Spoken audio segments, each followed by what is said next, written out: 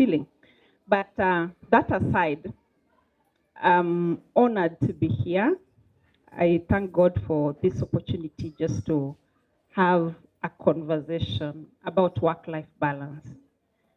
The 20 minutes I've been given cannot even begin to cover what work-life balance is all about, but I'll try to touch on what I think is important for today and what would be like an eye opener, because we can go now later on and expound on it.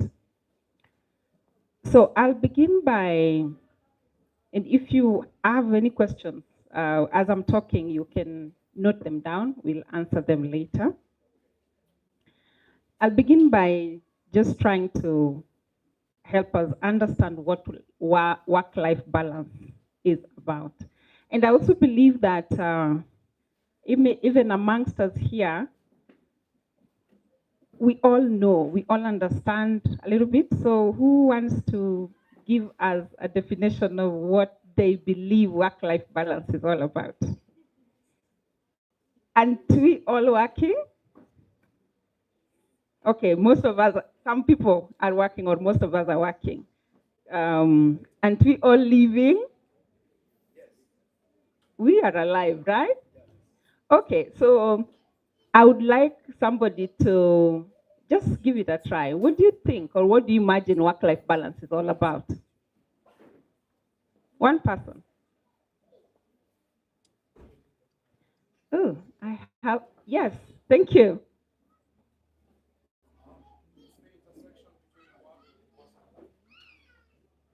He says, okay, been given a mic. The intersection between work and personal life.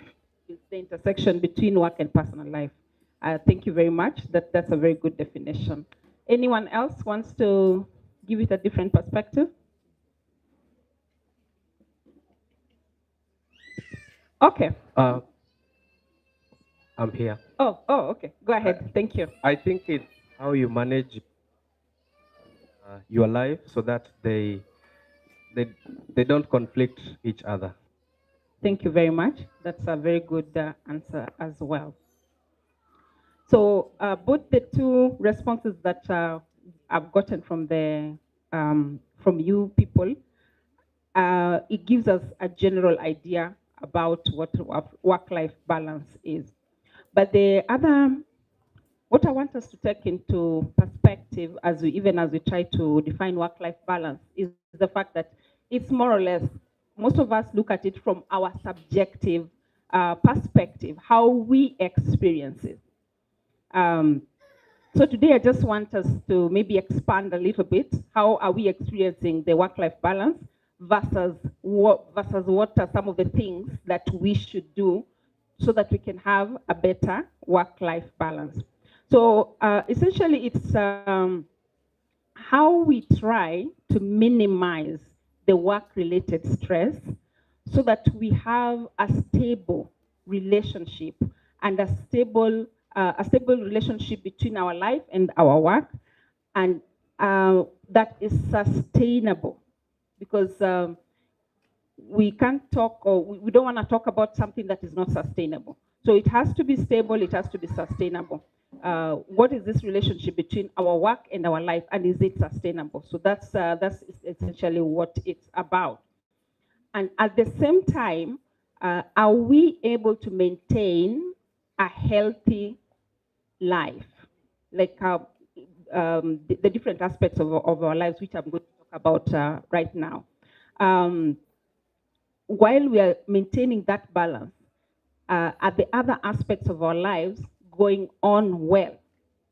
So it is the minimization of work-related stress while maintaining a stable, a sustainable, and healthy and general well-being. So so that's what I would look at work-life balance as you know, when you want to define it. That's what I would want us to look at it as. So when we talk about the different areas of our lives that we need to balance with work, what are we talking about? We need to look at our mental health, We need to look at our spiritual health, which I believe Pastor will talk about. It was encouraging to yesterday when Pastor was talking, and he was saying that the first duty or role or maybe command that man was given was to rest, because man was created on the sixth day, and the seventh day was the Sabbath day, and it was a day of rest. So I thought that was really relatable to what we are discussing today. So rest is important, and that's why after creation, man rested, okay, on the seventh day. So it shows you that rest is quite important. So when we are looking at work-life balance, we have to take into consideration, are we resting enough? So that there comes in the physical bit of it. So the mental bit of it, we have to look at the spiritual bit of it, which Pastor will address, I believe, exhaustively. We also need to take into consideration the family front. If you're married, how much time are you giving to your family? Whether you're the gentleman of the house, whether you're the wife of the house, how much time are you giving? Are you allocating? Or are you buried in work throughout where you come home? And these gadgets don't do us any justice nowadays, because we work the whole day. When we come home, instead of paying attention to the people that we have found at home, we are on our gadgets. Am I talking to somebody? Yeah. So the time that you're supposed to, paying attention to your family, whom you have come home to, it's both the ladies and the men. The ladies will be maybe on Facebook, responding to the emails and so on. So we may be ignoring or neglecting our family in that bit. And in any other responsibilities, you had the Amo chair talking about the responsibilities in the society. What are the expectations? There's so much expectations, especially on the man of the house. So is the man of the house meeting their expectations? Is the woman of the house meeting their expectations? What about the children? Are you doing your part? So because even if you're a student, you're still working. You still consider your work-life balance. Are you paying attention to your assignments? Are you doing what you're supposed to do when you're supposed to do it? So, because you're part of a family, so that should be taken into consideration. Then I talked about mental. Are you monitoring your emotions? Are you able to tell when things are not going okay emotionally? So that in that way you will be taking care of your mental health. Do you need support? Do you need assistance? For you to navigate that area. Then we also talk about your social life. We cannot exist in a vacuum. We need our friends. We need to socialize. So that bit of your life also needs to be taken care of, so that you can have a healthy work-life balance. Then financial, whichever situation you are in, are you working or are you a student? If you're a student, what resources are in your hands? Are you managing it the way you're supposed to manage it? If you're working, how are you managing the resources that God has put in your hand? Are you somebody who, at the end of the month, after you have been paid, you spend it all without considering the other people who are the other stakeholders that you're supposed to be responsible towards? And then professionally, how are you doing? Are you doing what it takes or what you need to do to progress from one point to the next? In the community, how are you participating? All these are going to contribute to a healthy work-life balance. So that should go. I hope that gives you a clear picture when we talk about work-life balance. You need to check on your mental, spiritual, family, community, professional, financial, social, and physical. Physical, I believe our church, the Adventist church, really caters for that, because it teaches us healthy living.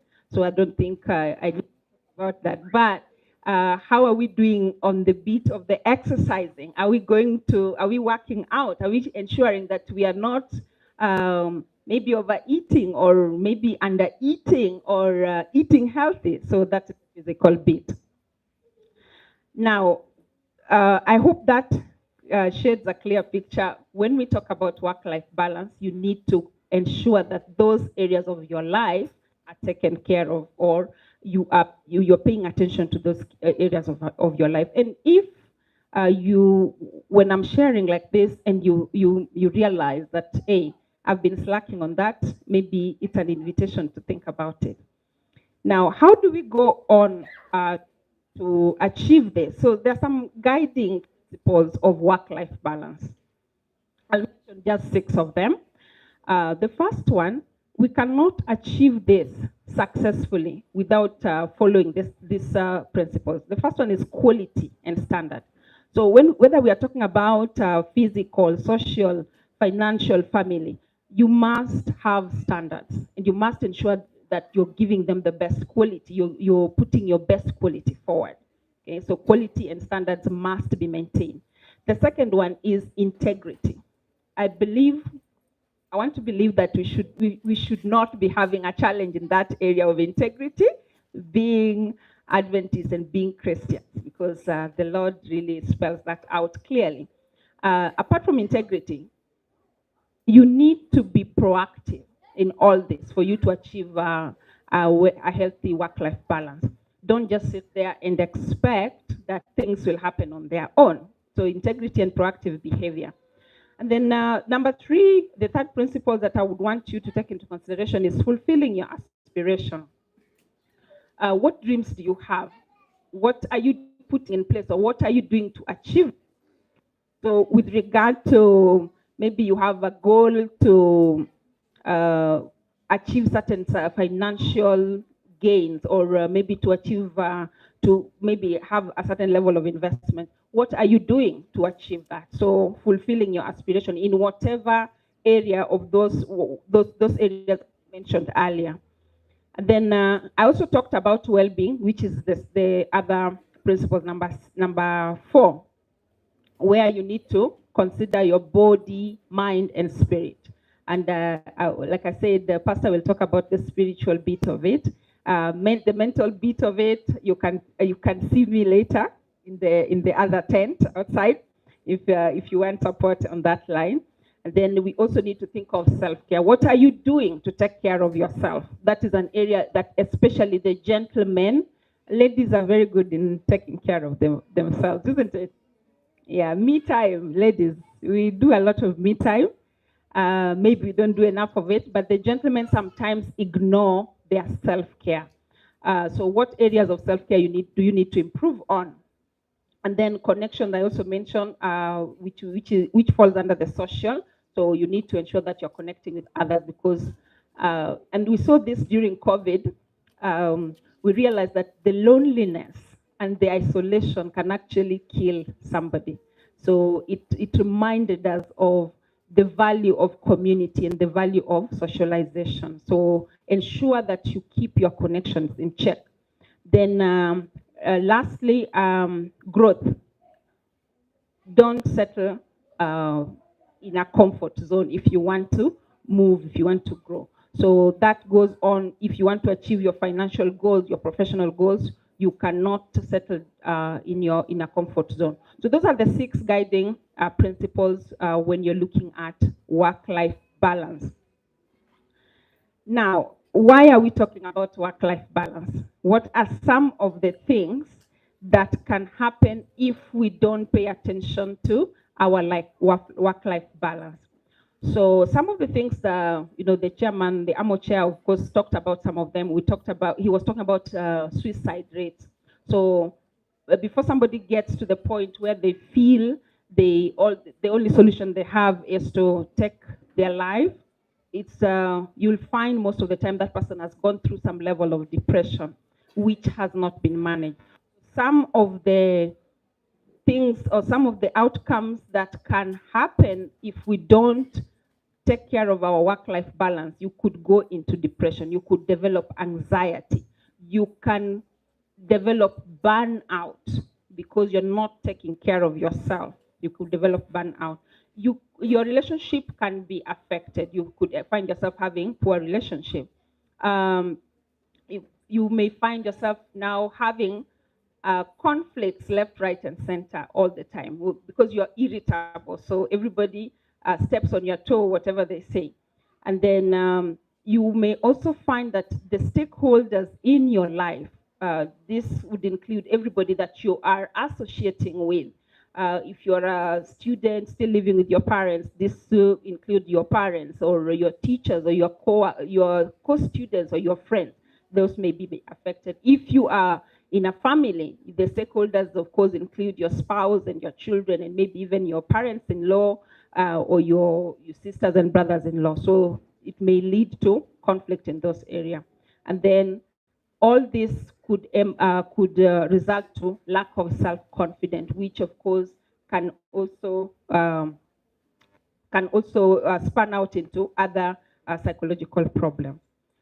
So what can we do? I'm actually winding up. What can we do to restore our work-life balance in case we realize that it has been compromised? We have not been, we've not been doing the best that we can. We have an imbalance. We are not paying attention to these different areas. What are some of the things that we can do?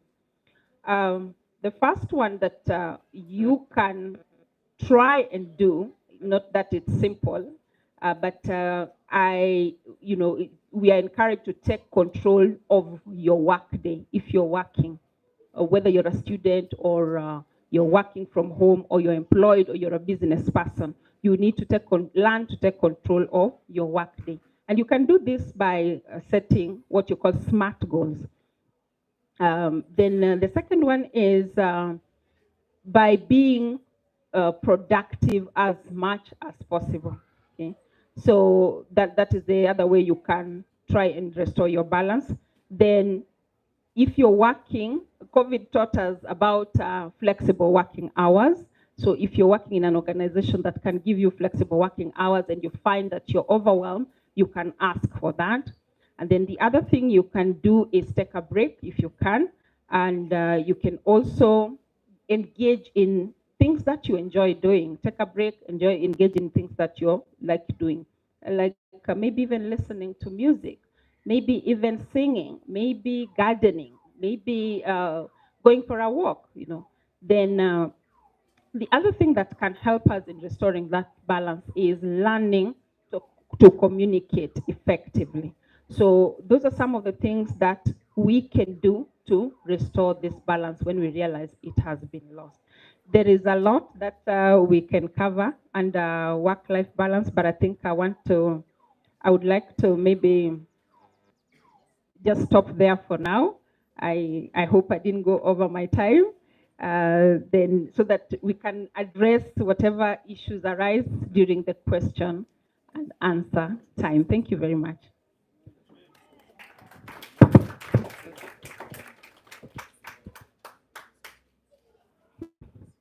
Thank you very much.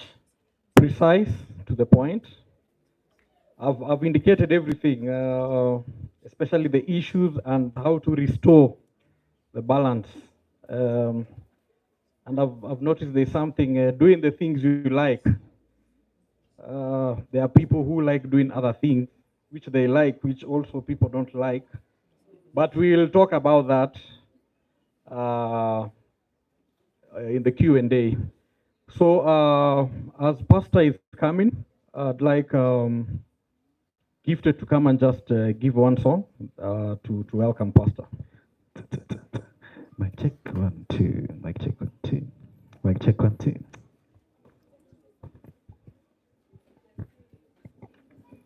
Mic check. Check.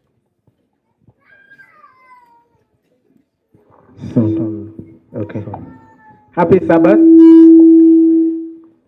Happy Sabbath. Well, the song we're going to sing is in Kiswahili, and it basically talks about these two men on the road to Emmaus, or Emmaus, or whatever, Point is, they had a very special experience with Jesus walking on that road. And that's the prayer we as Gifted have for you, that as you walk this journey of life, you also have that special experience with him.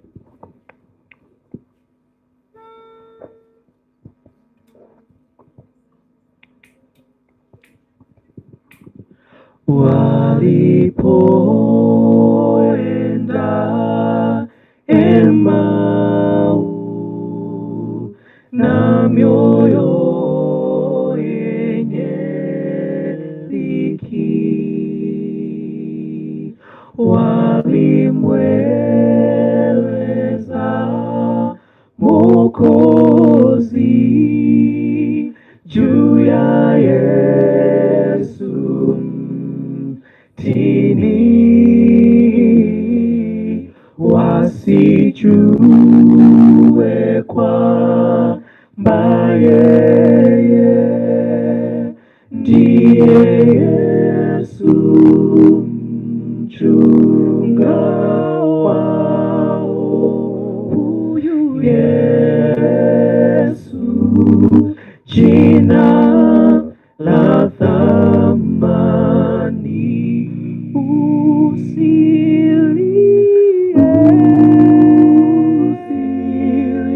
usilie, kafufuka, usijali,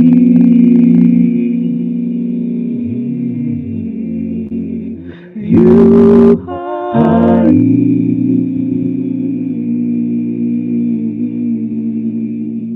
Futa chozi, kuwa jasiri, atakushindia yote. Yesu jina la thamani.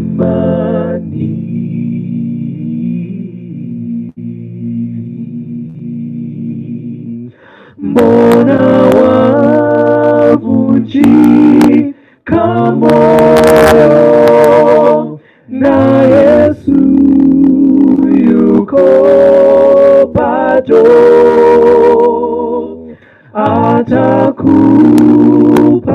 atakupatia nguvu ya kumshinda muovu.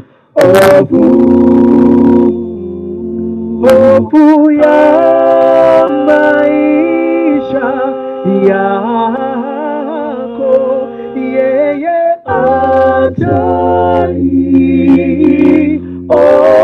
ataiondoa. Huyu Yesu jina la thamani,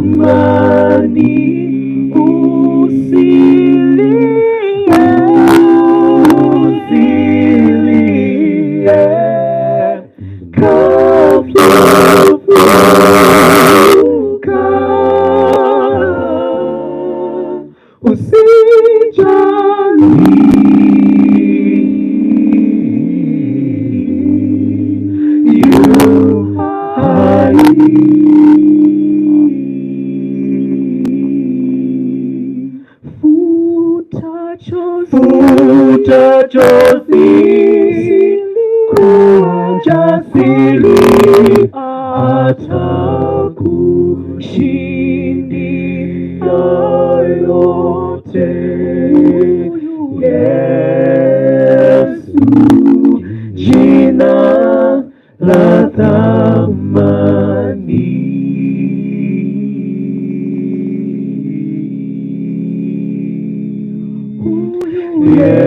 Yesu jina la thamani.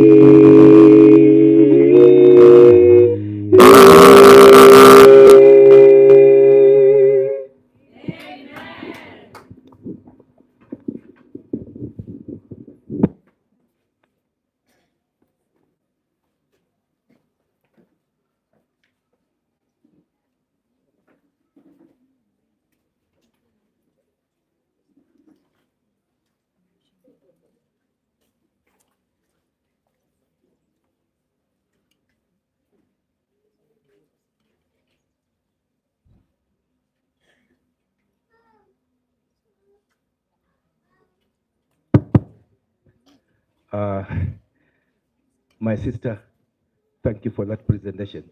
I got a phone call from my young sister, so it put me out, but I was listening to you.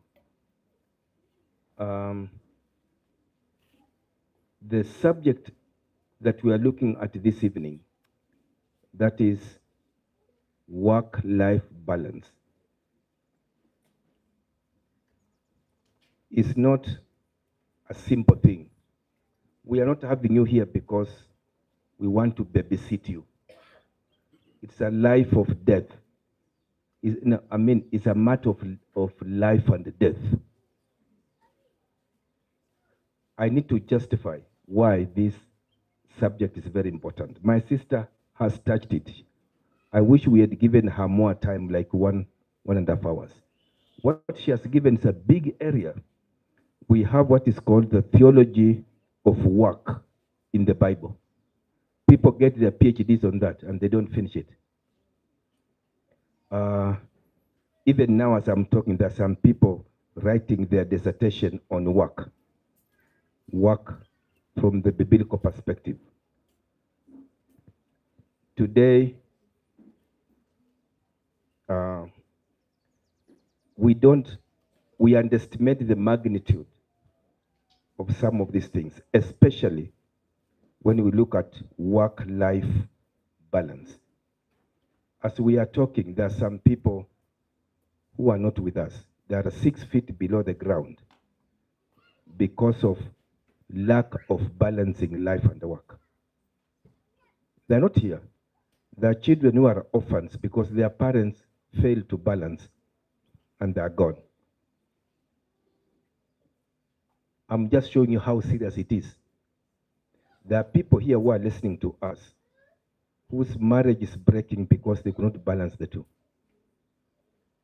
Not that they're refusing to balance, but they don't know how to balance. There are people here I'm talking to now who are a workaholic. They come back to the house around midnight. They find them scratching. I was, when I was being hosted by an auditor of the South African government, man, he could wake up at 1. It is in his house. You see, nowadays, people are moving away from working in offices. Everything is becoming virtual and digital. So he was working in the house, and I could tell this man is having difficulty. You find the quality of life is compromised. Health is also compromised. If you think you are better off, I wish you good luck. Or let me come to the church. When you do denominational history of the Seventh-day Adventist Church, every church has a history. We are not old.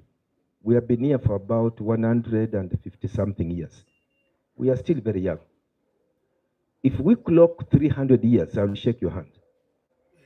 Because all, not some, all our pioneers, except one, all of them died before the age of 60. Reason given, overworking. They had a slogan that was called, "We must finish the work." That's the slogan they heard. We must finish the work for God to come. And they set the date for the second coming as 22nd October 1844. That's what happened. Most of them, they died before 60. Only one went beyond that. And we lost them. Study SDA history, you'll discover. So the slogan, "We must finish the work," is a good slogan, but it's not in the Bible. It is not in the Bible. The Bible says it is God, not us, who will finish the work. That's what Romans says like that. It says God himself will finish the work and cut it short in righteousness. That's how the Bible says. If you misunderstand one verse, it can lead to a generation loss. So we discovered that if you think you will finish the work will finish you instead. So we lost them. When we teach denominational history, we are always told, tell the students not to make the same mistake. When you read the book of Revelation, it says, it is God, not us. It is God who will announce it is finished. It's only God who can do that. Now, I want to share with you, my sister was sharing what it is. I want to share with you how it was, so that you may appreciate what your sister is telling you, what it is, before you can project what next. Jesus is the one who used this statement. He said, in the beginning, it was not so. When he was talking about marriage, he was saying marriage was not given to solve sexual urge. No, that's a very low view of marriage. Marriage was given for something higher than that. He says, in the beginning, it was not so. But because of the hardness of your heart, that's the way it is. The reason why you love your wife is not because of her performance. No. It is not her performance that prompts your love for her. It is just her creation. The Bible says God made a woman. The Hebrew word is not create. The Hebrew word is God built the woman. So, but let us look at work. The definition of work in English is a bit different. It involves energy. It involves doing something. But the biblical worldview, which is closer to the Middle East worldview, the emphasis is not chronological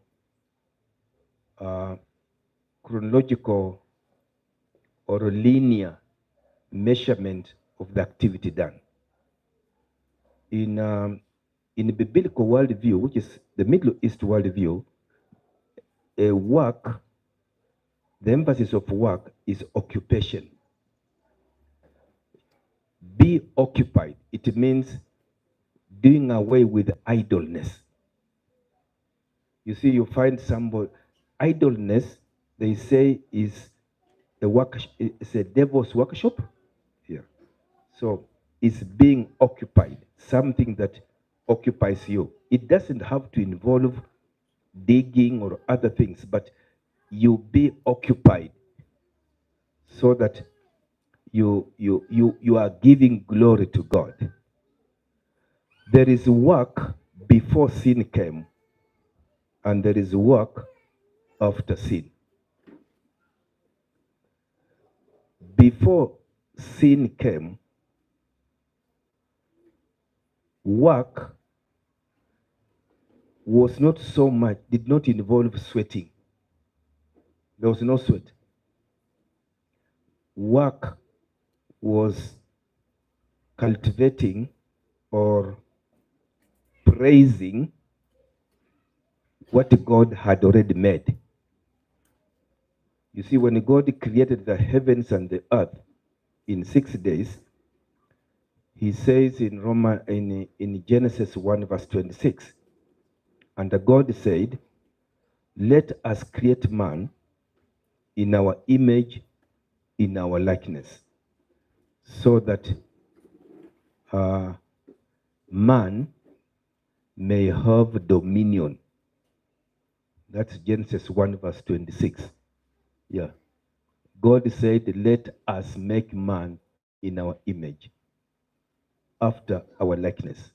Please, the image of God and the likeness of God is not biological. He's not talking about biological likeness. He's talking about character likeness. As God loves us, so we love one another. He's talking about spiritual qualities. So that when a dog looks at you, it connects you with God. When your wife looks at you, she connects you with God. When children look at you, they see the image of God on your face. It is not talking about biological. if it is true, man biologically looks like God, then when God came in Christ, the Bible would not say he took our likeness, because he would already be having our likeness. So it is in terms of image of God and likeness, are in terms of communicable attributes like love, righteousness, kindness, and so on. But he says, let us create man in our image after our likeness. Please, the word I told you last time, as our, it's plural, but it does not mean there were many. It doesn't mean there were more than one. So don't impose the idea of Trinity there. Because verse 27 will warn you. If you look at verse 27, it will say, so God created man in there. Is it there? So it's warning you that though we have spoken in plural, but God is what? Is one. Otherwise, this word his would have been there to maintain the flow of plurality. God is, in Hebrew, God speaks is one, but he speaks in plural. It's called plural of majesty. It doesn't mean there are three. It's just one God, but he's speaking in plural of majesty. So go back to verse 26. I was not dealing with that one. Go to verse 26. So the man was created so that he may have dominion over the fish of the sea, over the fowl of the air, over the cattle, and over all this. Dominion means to oversee. So man was created with the capability to work. That's how we were never created to be idle. We were created to have a capability to rule, to take care. We were created as stewards. So the first point I want to make to you that before sin came, work was a blessing. It was something that occupied man all through. It was not something that you were sweating to do. It was something that was coming spontaneously. When God created Adam, he said, if you look at Genesis 1, I think, let me see in my phone if I have it. I think I have it. In Genesis 1, verse 28, God blessed them. And God said to them, be fruitful and multiply and fill the earth. It's a very powerful statement. It means the work of humanity was to fill the earth with the good things, with the good products, with the good services, with the good knowledge, with the beauty. We were supposed to, our presence on this planet was meant to take care of this planet as God had made it, so that the environment alone would be spoken in an unfallen world, that's the most beautiful. You go to some countries, you see the way they take care of their environment. The environment is so clean, the waters in the rivers are clean. You look around and you say, no, there is something here. Man was created to make the environment aesthetic. So work was a blessing to man. Work did not involve sweating. When you read Genesis 2 verse 15, the Lord God took the man and put him in the Garden of Eden. Look at what he did. He put it there to till it and keep it. The other version says to cultivate it, to maintain it in its beauty. But when Satan came, one of the things that Satan affected was the quality of the work. When he deceived man, when he deceived man, if you read chapter 3, verse 17, God tells the man because you have listened to the voice. Let me see, look at chapter 3, verse 17.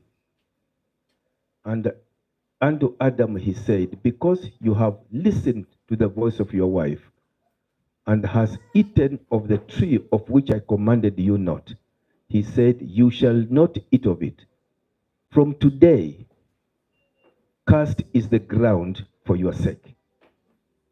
Now that statement, for your sake, means it was for our benefit that the ground was cursed. If the ground was not cursed, we would not live long up to today. That's why it says, for your sake. In sorrow, it says, you shall eat of it all the days of your life. It means even the sorrow itself, however painful and the negative it is, it worked for good. You may hate it, you may not like it because we resent negative things, but they were made for man. The ground was cursed. One writer says in a book called it's called what? There's a commentary. I think I wanted to get it, but Theology of Work, Bible commentary. It's a whole commentary. It is called Theology of Work commentary. In that commentary, he battles with the work before sin came and the work after it came. Before sin came, work did not involve sweating. It did not involve anxiety.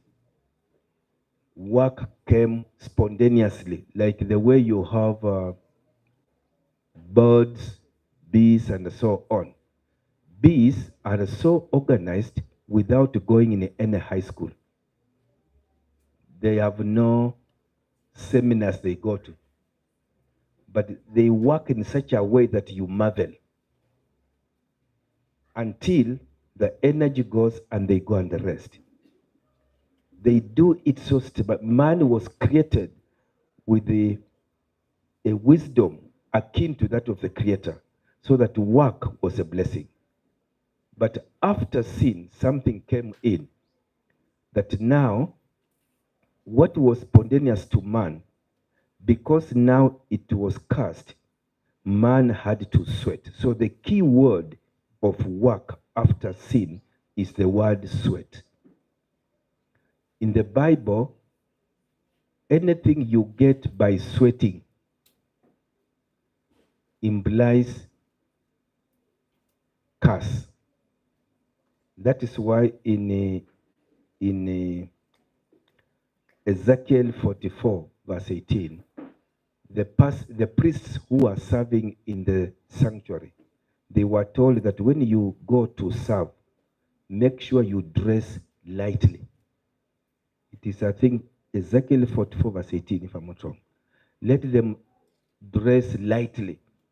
You don't have to put on heavy clothes.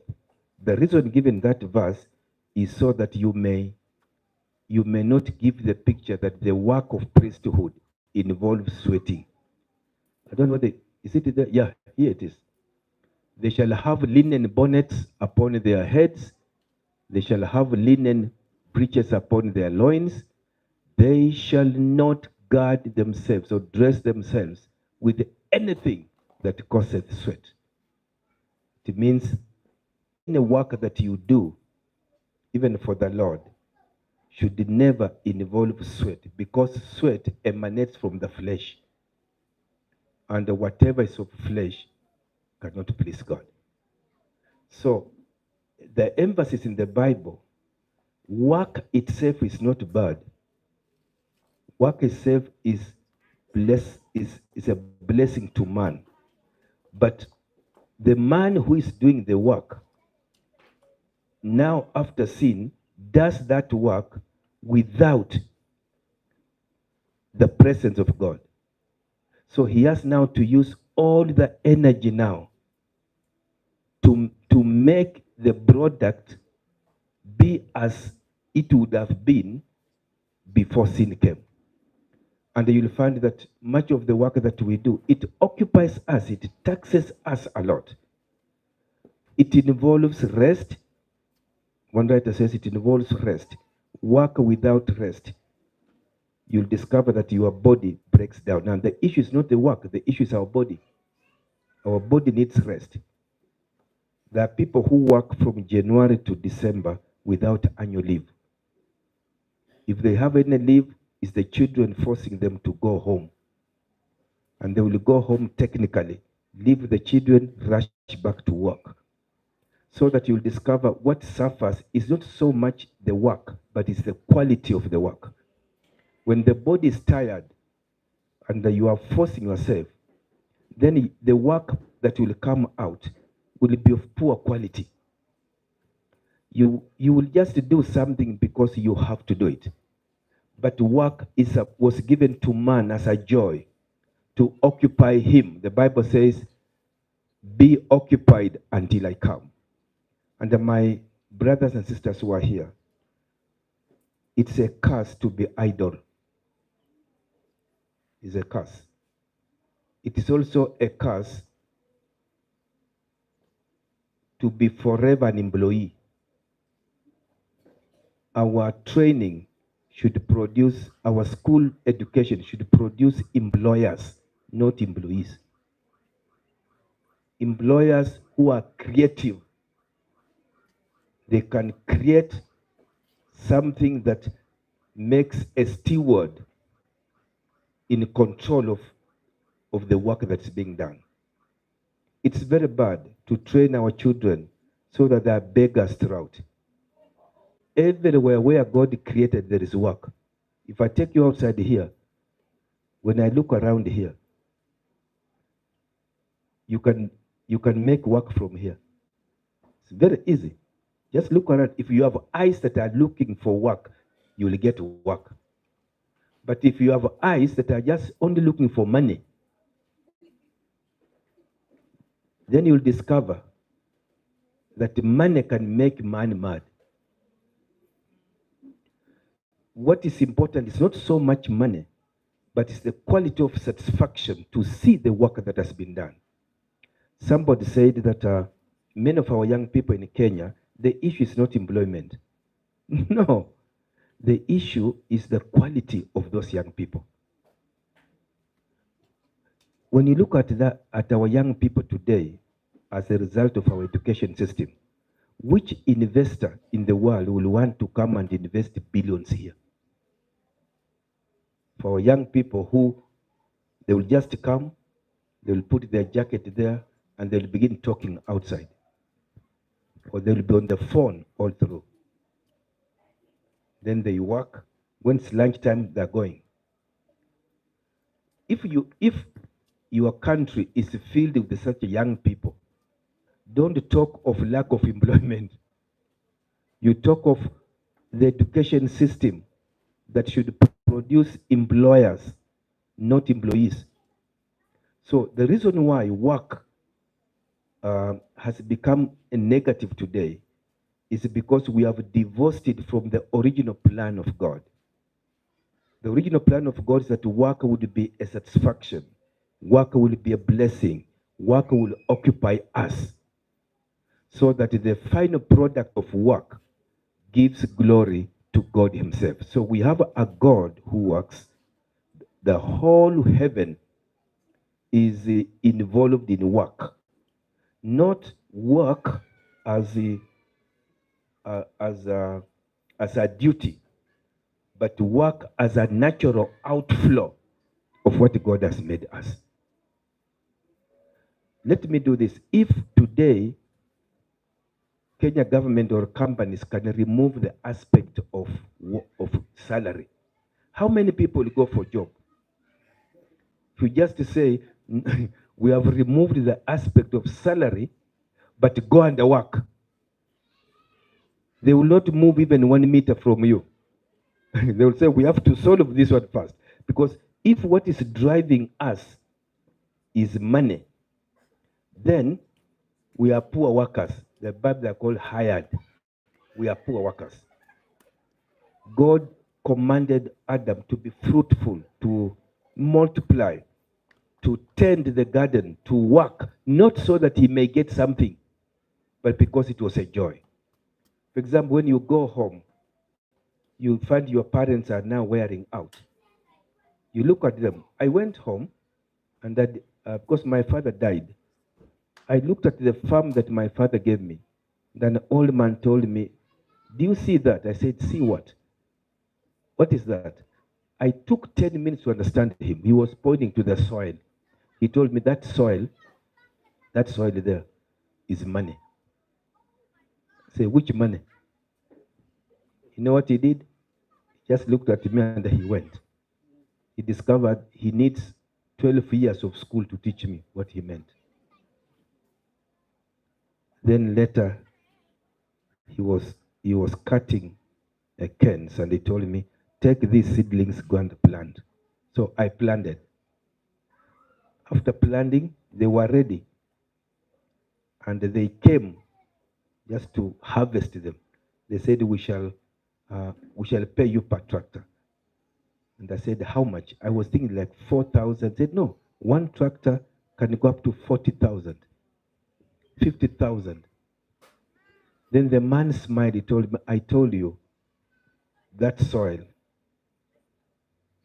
is money." But now I discovered this old man is not driven by money. He's driven by joy to work. There are some people here who have projects in Narok. They don't have a farm. They go there and hire a farm. And they plant maize or they plant wheat or they plant anything. If you look at them, you respect. You look at these people, you respect them.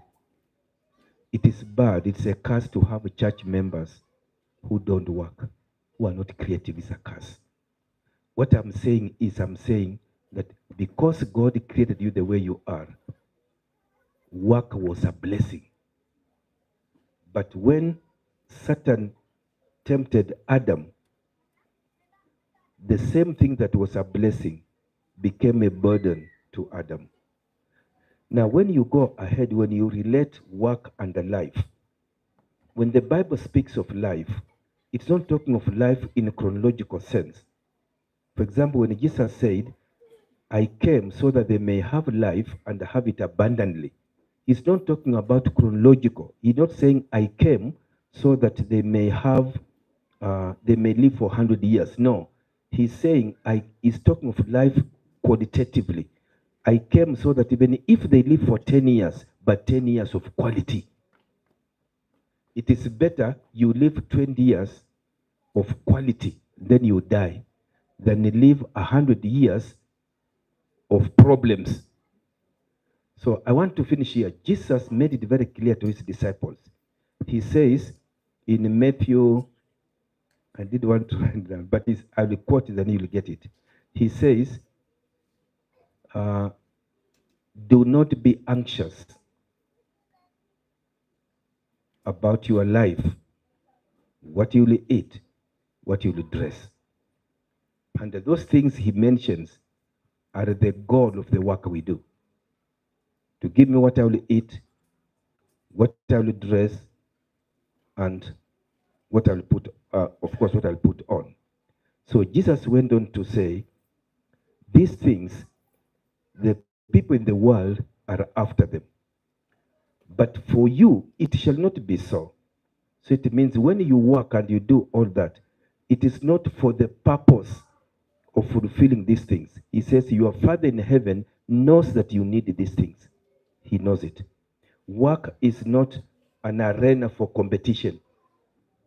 For example, I want to work so that I can get a Volvo like the one so and so has. Work is a joy. So Jesus said this to the disciples. He said, look at the birds of the air. They neither sow nor reap, yet your Father in heaven keeps them. What he meant was, and I repeated this to you last time, look at the birds of the air. None of them suffers from kwashoko. Just go outside there and look at those birds. You will never see any that is malnourished or any bird that is overweight. Just go and see them. They are so symmetrical. If there is any that is overweight or malnourished, then it means it lives with man. But the ones in the bush, they wake up at around 3 in the morning. I can imagine when they're making noise, I can imagine they're singing to God. And they'll do like this and they face a certain direction. If you ask them, what will you eat? They say, what? That's not my concern. What I know is that I will eat. What it is or when, I don't know, but I know I will eat. Until you come back in the evening, fully satisfied. Jesus said, look at them. They have no ministry of agriculture. They have no insurance. They don't have those things. But your Father in heaven feeds them. There is somebody here who is breaking in health. Just because he has looked 50 years to come and he has seen they are finished. Do you know there are people who live without salary every month? And they're very healthy. There is one person who wrote a story. He said there was a rich man with his wife. They were driving a very big car. The man was driving, but the wife was seated facing the window. And the man was, so you could know there's something wrong. So they went and they stopped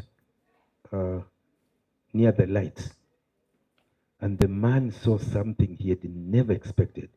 He saw a barefooted couple with a torn dress, but they were holding a basket, this end and the other end. And they were so happy. They were walking so happy, crossing and going. And the man says, I wish I was given just a quarter, a quarter of that life. The quality of life, Jesus said, is not dependent in what we have. The quality of life and the work is dependent on what God has promised us. So I want to let you to know, Jesus said, look at the birds of the air. Then he asked this question, because my time is over. He said, who among you, by being worried, can increase their life by 1 centimeter? The work that God gives to us is not meant to make us anxious. It's meant to make us fulfilled. And I want to encourage you when you go. Workaholic is not biblical. Yeah. The greatest work you can do is even staying with your family. That staying with the family alone is work in itself. The word used better in the New Testament for work is ministry. Taking care of your family is a ministry. Taking care of your wife is a ministry. It's a work on its own. You see, when the Chief Justice has finished her work, do you know when she goes to the house, she's not called Chief Justice. She's a mother. She washes dishes. Like I'm here now, I'm a pastor, but when I go back home, you'll find me in the kitchen.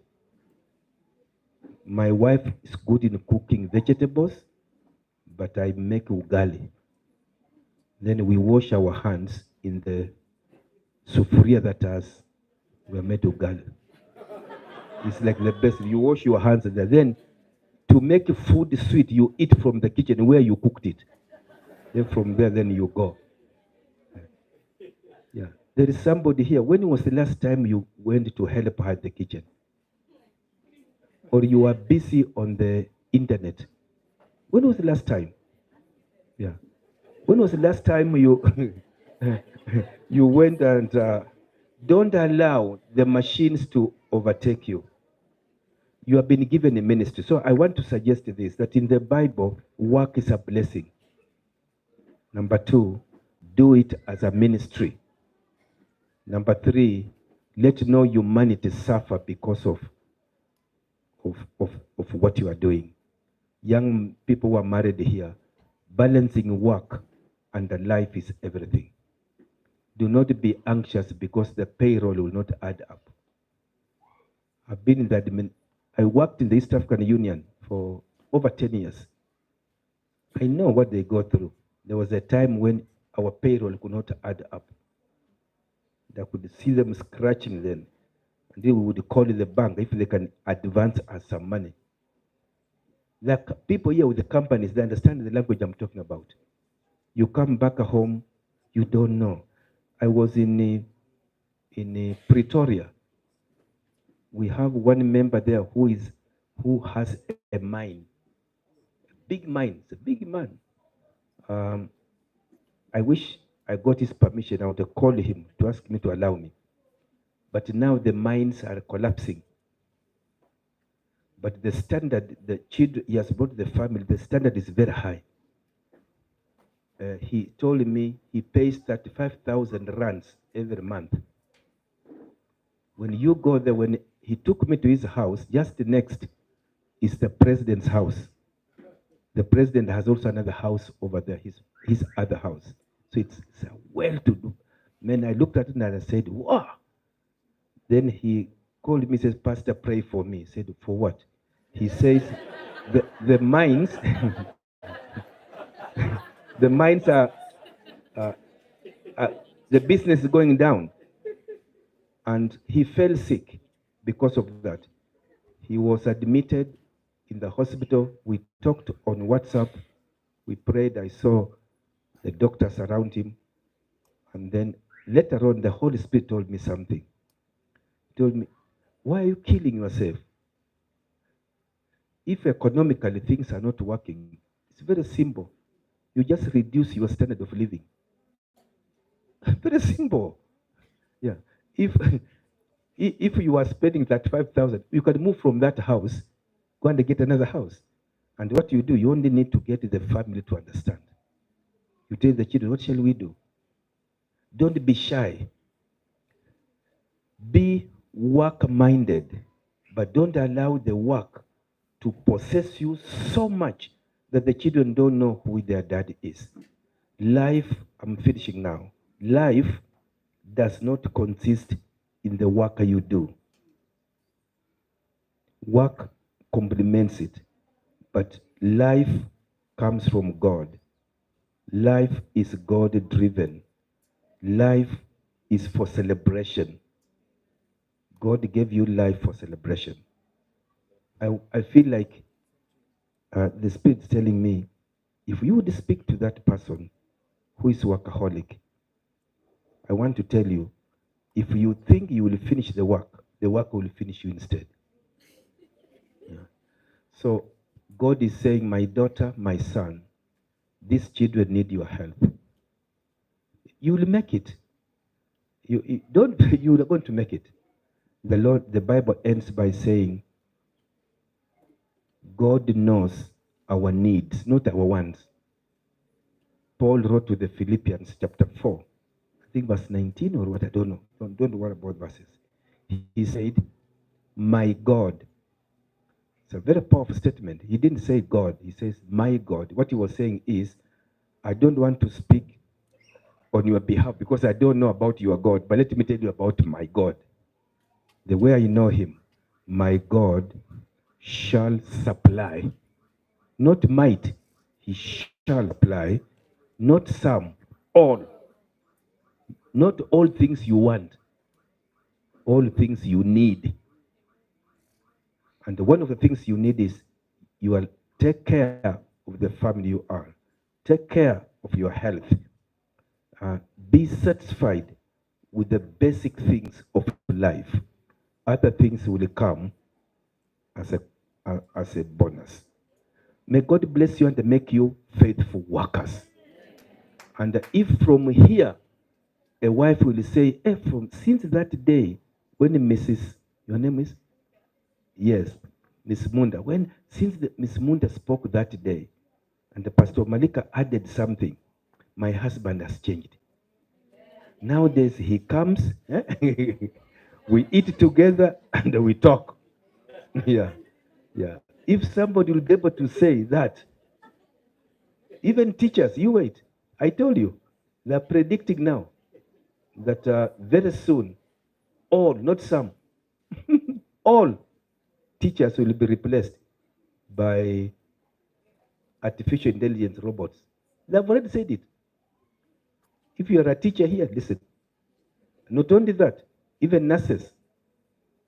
Even young lawyers in USA now, there are AI, artificial intelligence robots that can give you legal advice, 99 better than human. You need to know what is coming. So somebody is saying, but that one will come after 100 years. You are lying.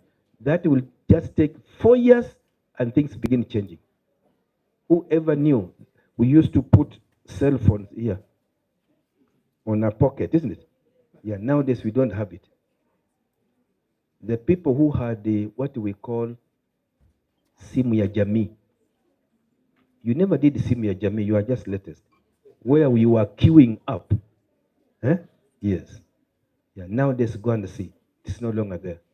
So some work models will change, but work ethics and the work spirit must be God-centered.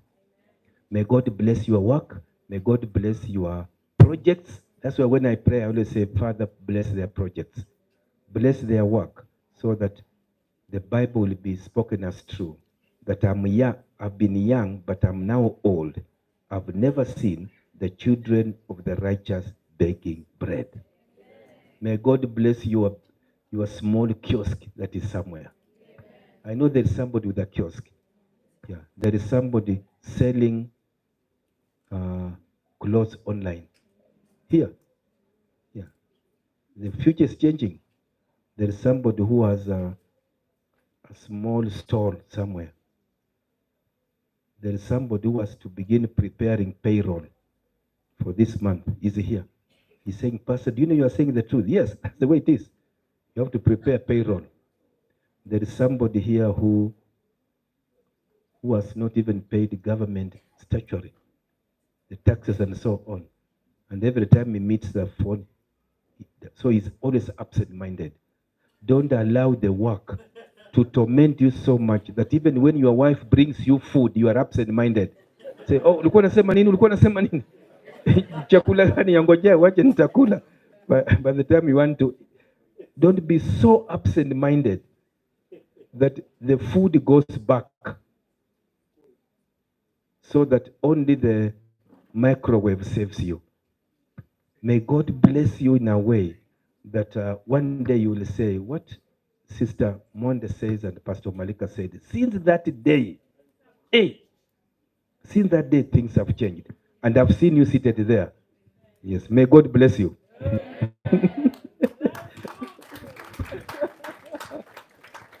I hope you are not a victim. Thank you. Pastor, you're making it so easy. It feels so easy when he's talking. Thank you very much. Pastor has touched on a lot of things. He has touched money. He has touched on work and many other things, quality, and even Mrs. Munda touched on standard. Can you give 100% work and 100% home? Let's see. I want to invite, there's a panel. We need to have a Q&A session. I'm going to invite Mr. and Mrs. Munda and our elder Andrew Nyandigisi, and also Leon, Dr. Leon. I hear there are other questions that people were asking when he talked about addiction, social media and substance abuse addiction. So I'd like them to come in front here so that we can ask them our questions. You see the way they're making it so easy. We need to ask them now. This 100% quality time I'm giving my boss. When I come home, my husband or my wife is expecting A. Karibu. Gifted, as they're coming, come help us with one song. By the way, there's a request.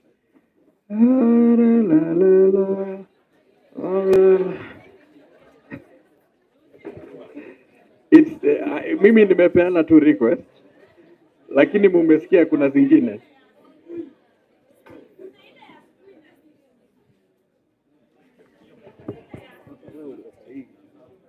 Sound check. Happy Sabbath. We are saving the best for last, Sindio. Ama is this the last time we're singing? Ah, si basi mtulie.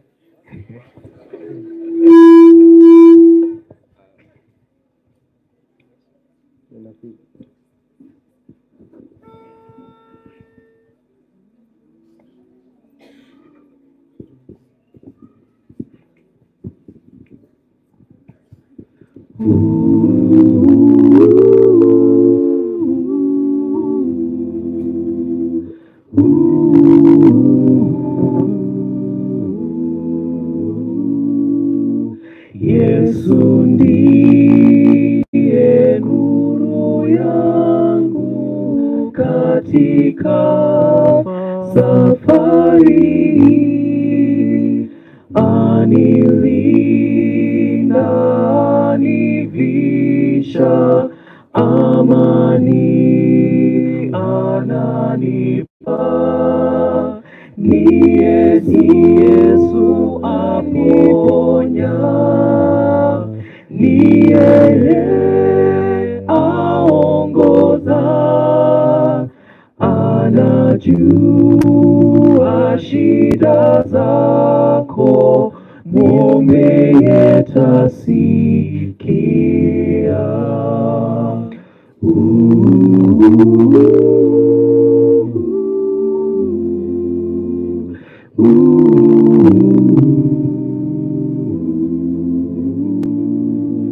Yesu ndiye nguvu yangu katika majaribu, milimani, mabondeni, faraja ananipa, ni Yesu mfariji, nguvu yangu daima, atuliza fikra zangu, milele mfariji.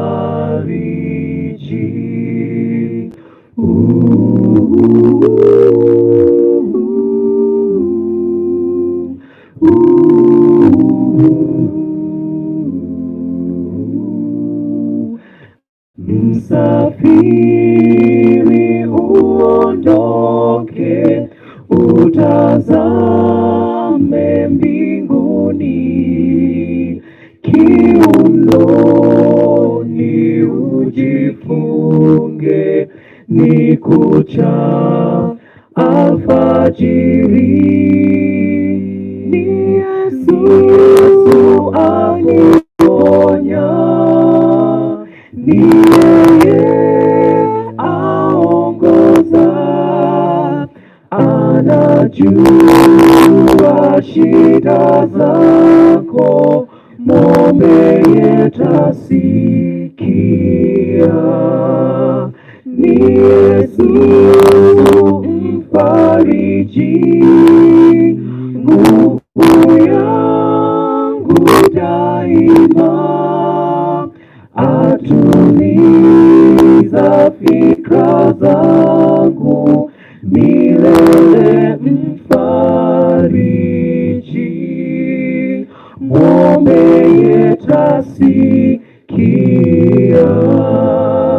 milele mfariji, mwombe yatasikia.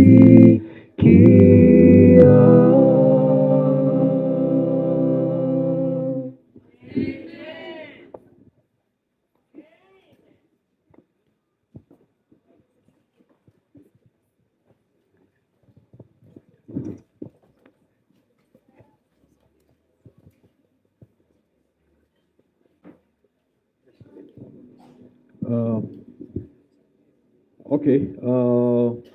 There are some questions that have already come.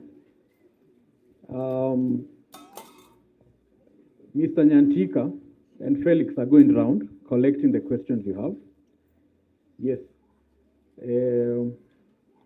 But now what do I do? Okay, I'll just ask the question, at random, then anybody can answer. Here's the first question. on work-life balance, how do you create balance when your work time is controlled by a boss who is not considerate?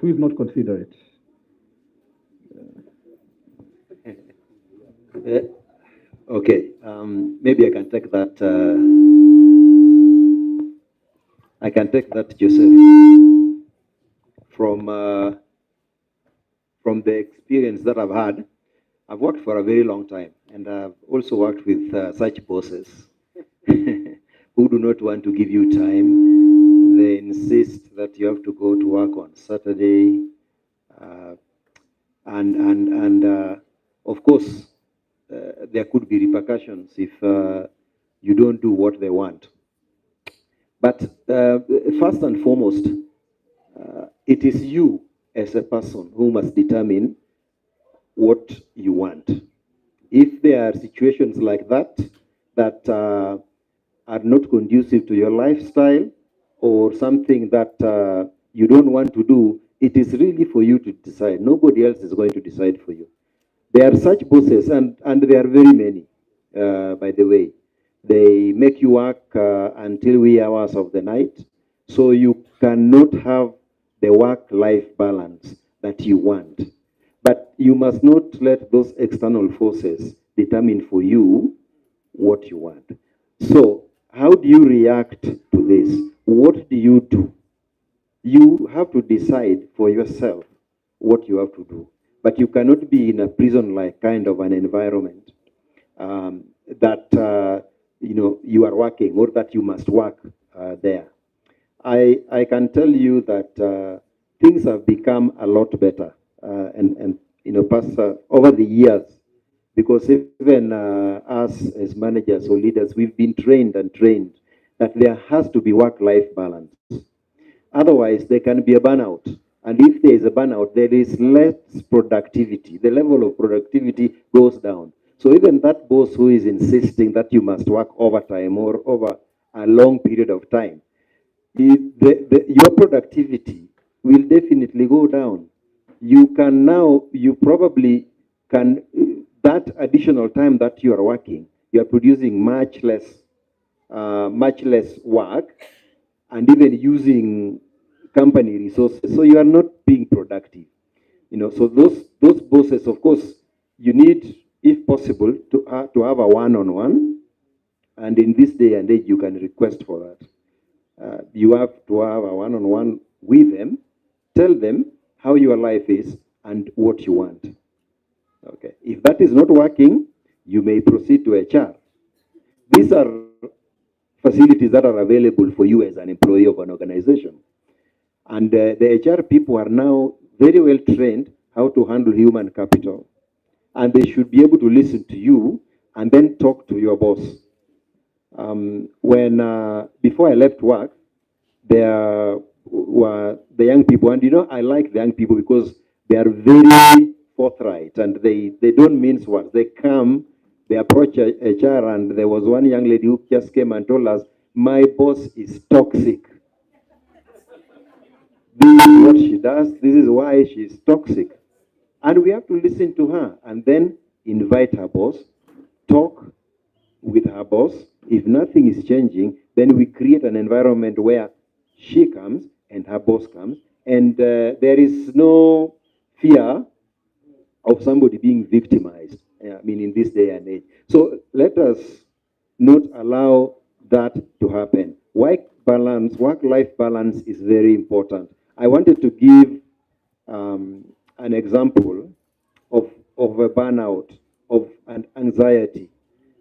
Most of us in this country, we know that gentleman who jumped out of the 9th floor of the PwC building. You remember? It was because of work. It's too much work. There was no time. The guy is working up to midnight. He has to come back. Deadlines are not being met. What kind of a toxic environment? You don't want to work in such an environment in this day and age. But ultimately, it is with you. Okay? And ultimately, let us know that, and I like what Pastor said, we are work as though you are working for God. Colossians, this is it's a verse in the Colossians. You're not working for yourself. You're not working for your employer, but you're working for who? Please, just remember that. Okay, thank you. Thank you. Now, I'm going to read three or four questions. Then I'm going to give you time. Let's give short responses so that we can finish the main questions. So there's a question that says, when it comes to doing things you like, conflict arises. If your spouse doesn't subscribe to the same things, is it okay to give each other time personal? I mean, each other time, personal. Like if I like football and my wife doesn't like, is it good for her to give me that time? Then there's, at what point do you know you need psychological help?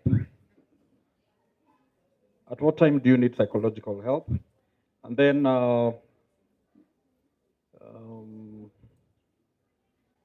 as a wife, how can you help your husband attain a work-life balance? Just 10 minutes.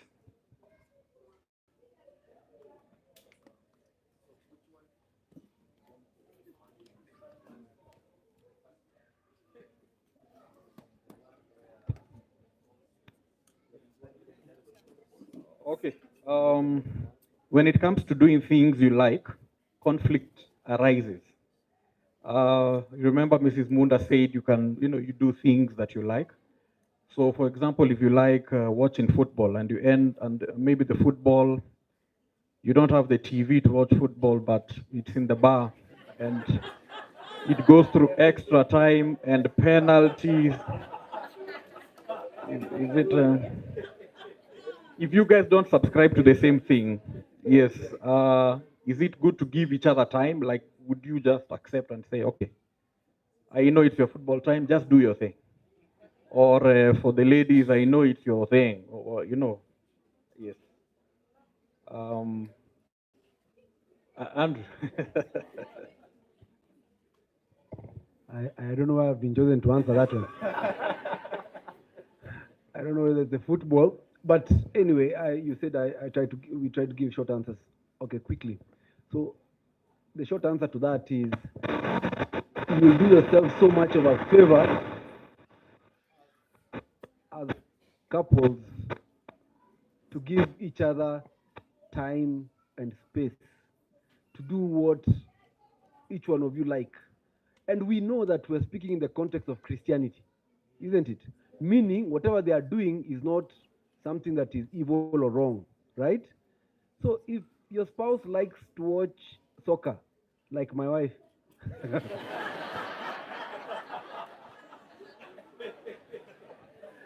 okay, I missed the joke, but anyway, I am the one who likes to watch football. I mean, it's a good thing. I can tell you, we had to learn this the hard way, that you know what, we're individuals. Before you became a couple, you are also individual and you have your own individuality. And for you to be effective together, you must thrive individually. And these things are useful, taking time out. So these days when she has also had things that she'd want to do on her own, I've learned that the best thing is to probably even facilitate that thing. Trust me, facilitate what she enjoys doing. And normally, it may usually be without you. So if your wife likes to go and shop, you know what? Look for a budget. Yeah? Mwambie, go shopping. There is everything.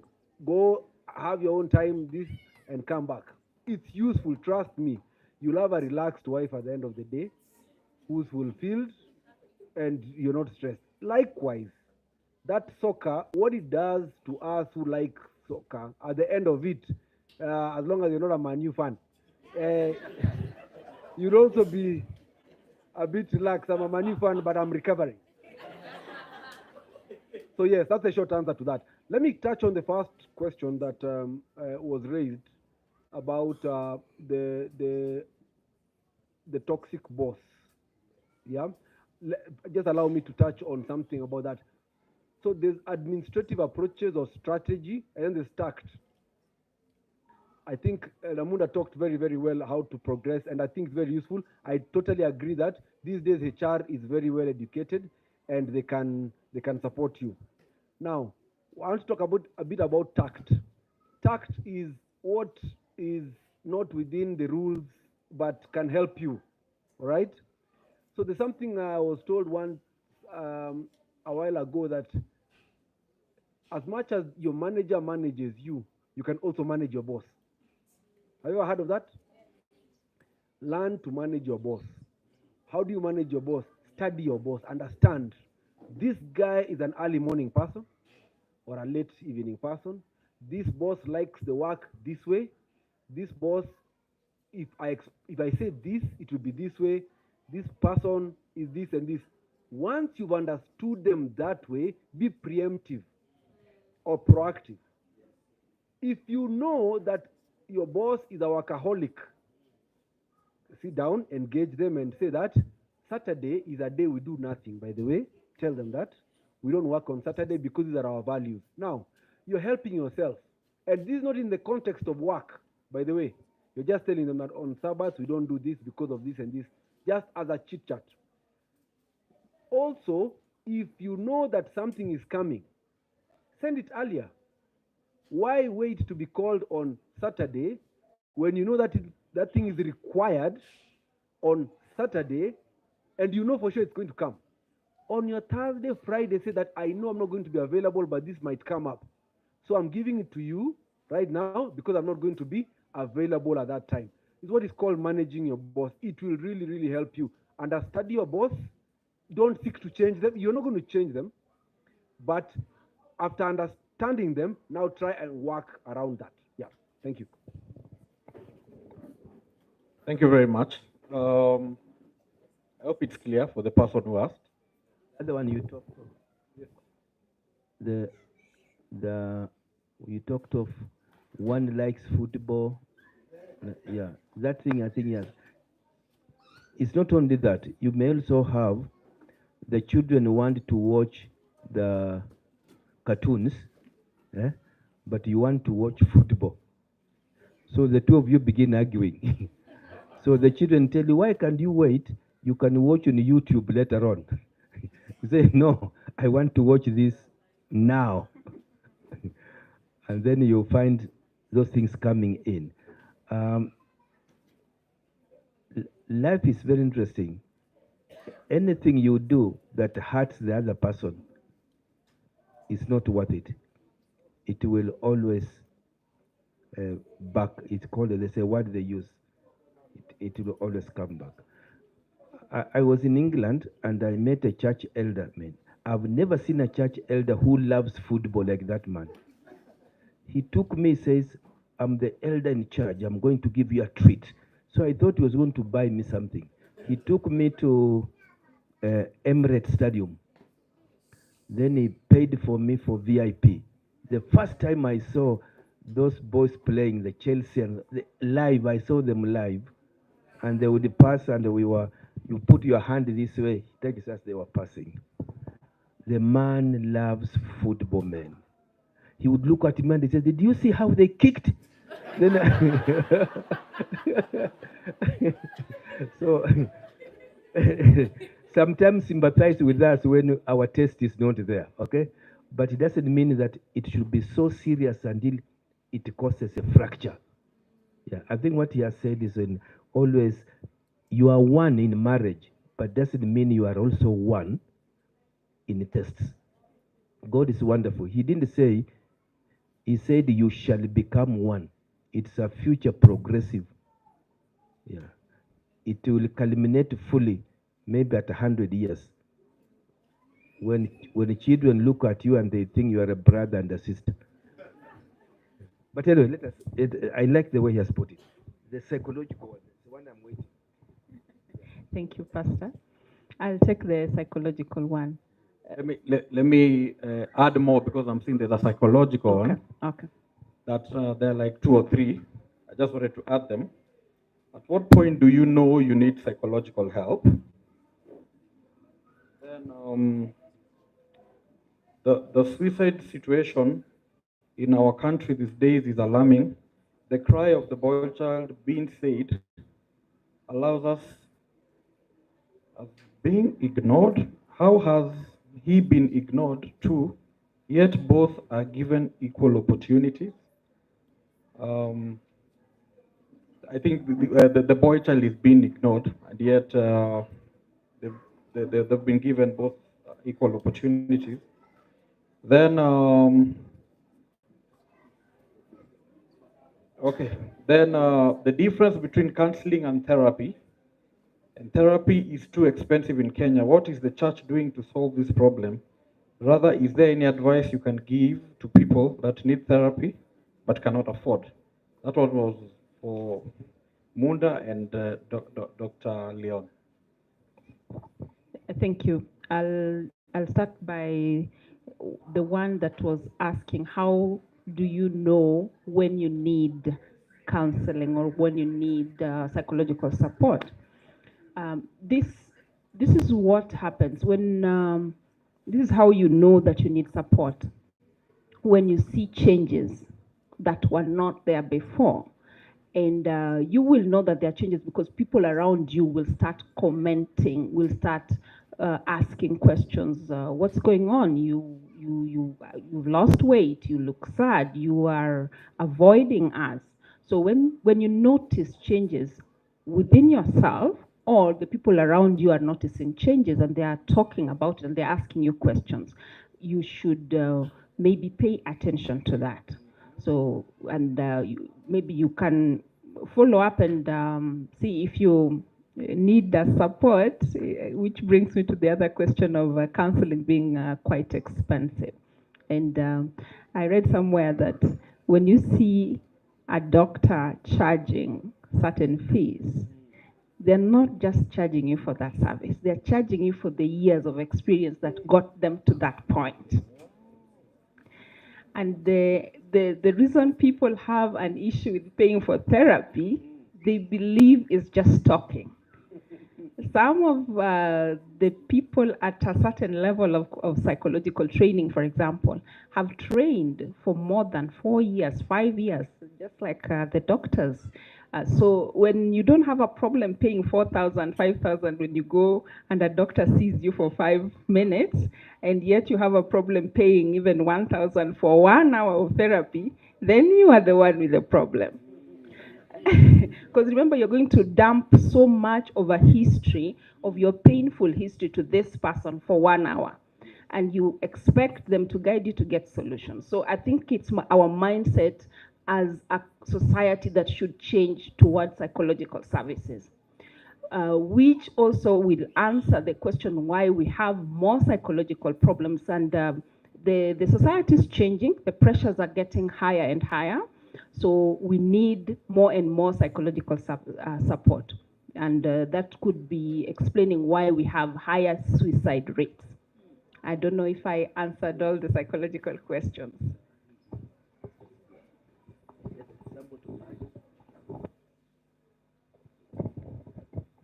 Thank you. Thank you for the questions. Just to add to what Mrs. Munda said about when to seek, when you know you need psychological services. So I'll try to put it in, to use 3 different ways. So when we talk about, so most of you see me as a psychiatrist, right? So most of you think about me working with mentally ill patients, but it's not really about mental illness. It's about mental health. So what myself and Mrs. Munda do is mental health, not mental illness. So mental health is defined by the WHO as several things you can check on their website. But from what I can remember, there is ability to, are you able to recognize your abilities? There was also ability to cope with stressors of daily life. Are you able to cope with them? And are you able to use your skills, your abilities to work productively, or are you able to go to school and be productive? So this is considered as the area where if you are not able to meet some of these things, so you don't have to have an illness, right?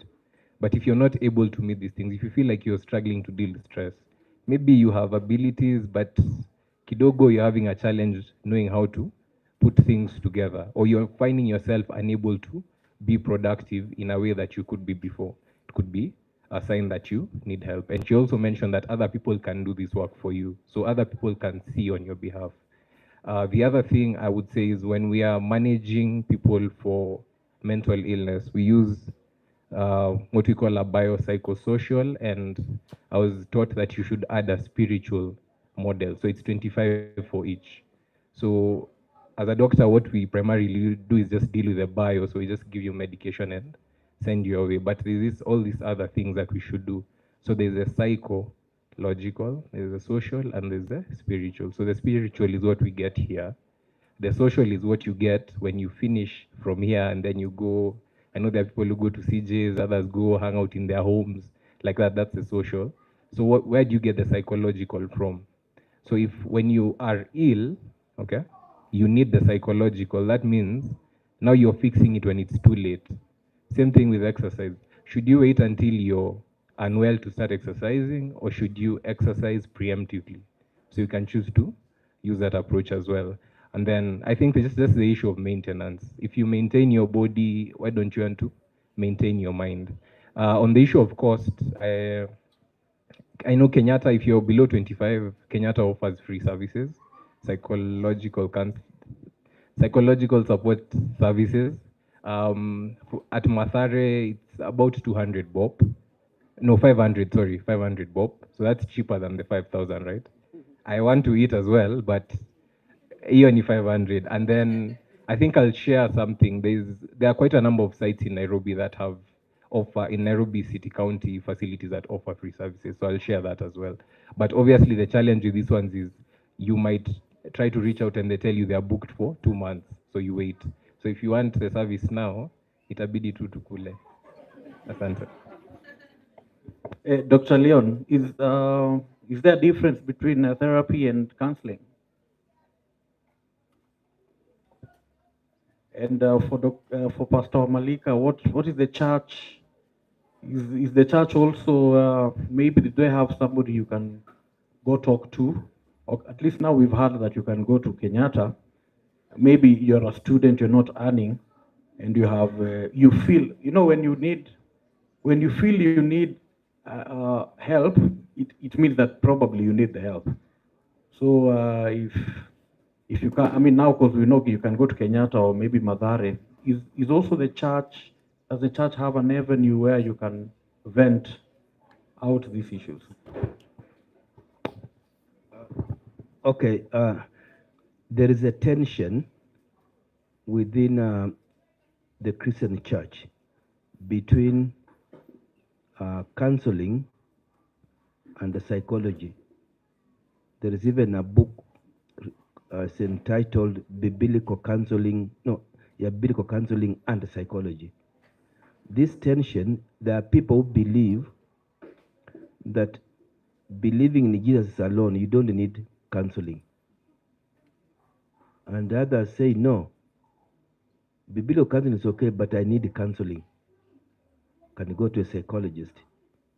But there's another theory that says, no, we can pick what is good in psychology and then bring it into biblical counseling. So there's that tension.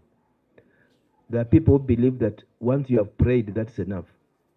You just pray and then you go and it's over. But we are losing young people. There's even somebody here, seated here, is quiet. He was planning this to be his last day. Because there is a loan he has not paid. And they are calling him every now and then. There is somebody with a car. They are trying to threaten him that they will repossess the car. And he has paid 3/4 way.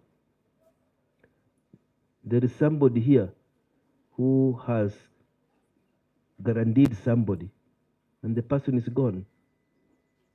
The salary is being deducted. The husband doesn't know, or the wife doesn't know. What am I saying? Reality, the issues of life are real. When you see somebody falling from the 4th floor to the ground, it's not because it's a drama. It's real. So we are here to tell somebody that you cannot dismiss the benefits we get from psychology. They're there. to talk about. Talk about Christ. And when the heart is touched, anything that is out of harmony with the, fortunately, we have not done well in that area. And even those who have been able to take psychology, they make an office and a charge. But every leader in the church, whether it's a church elder, a youth leader, a pastor, must be versed well in counseling and must be available. We may not have an office, but it can be available. I'm finishing by thanking, there's a lady here who has helped her workmate. The workmate was planning to kill herself and kill the children. But because of what that lady did, the children have been preserved. I'm crying for a man here who is planning to eliminate the family. For Christ's sake, don't pray about it, stop it. I'm just speaking to somebody somewhere. Those children will be a blessing to you. They'll be walking stick. One day, you'll remember these words. So, have we done better in the church? Yes, your question. I want to confess. Maybe I don't have statistics, but I want to confess. No, we have not done well.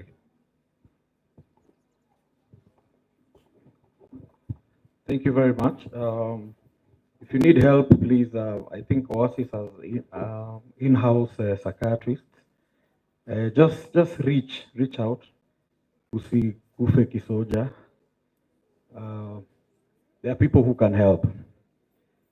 Now let's move to another topic. How does a man who is not earning a lot of money balance between taking care of his wife and kids and his parents who also depend fully on him? And then it goes and says the wife doesn't earn much as well. So how does he balance without making either of the party feel left out?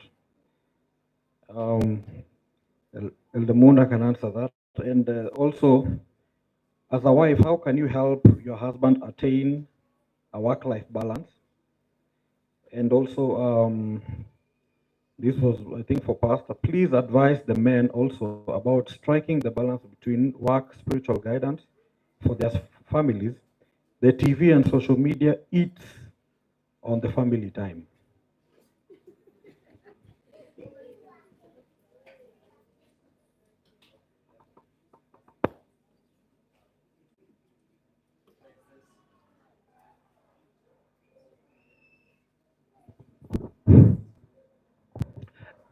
Thanks for the question. So I'll attempt to answer the question about providing.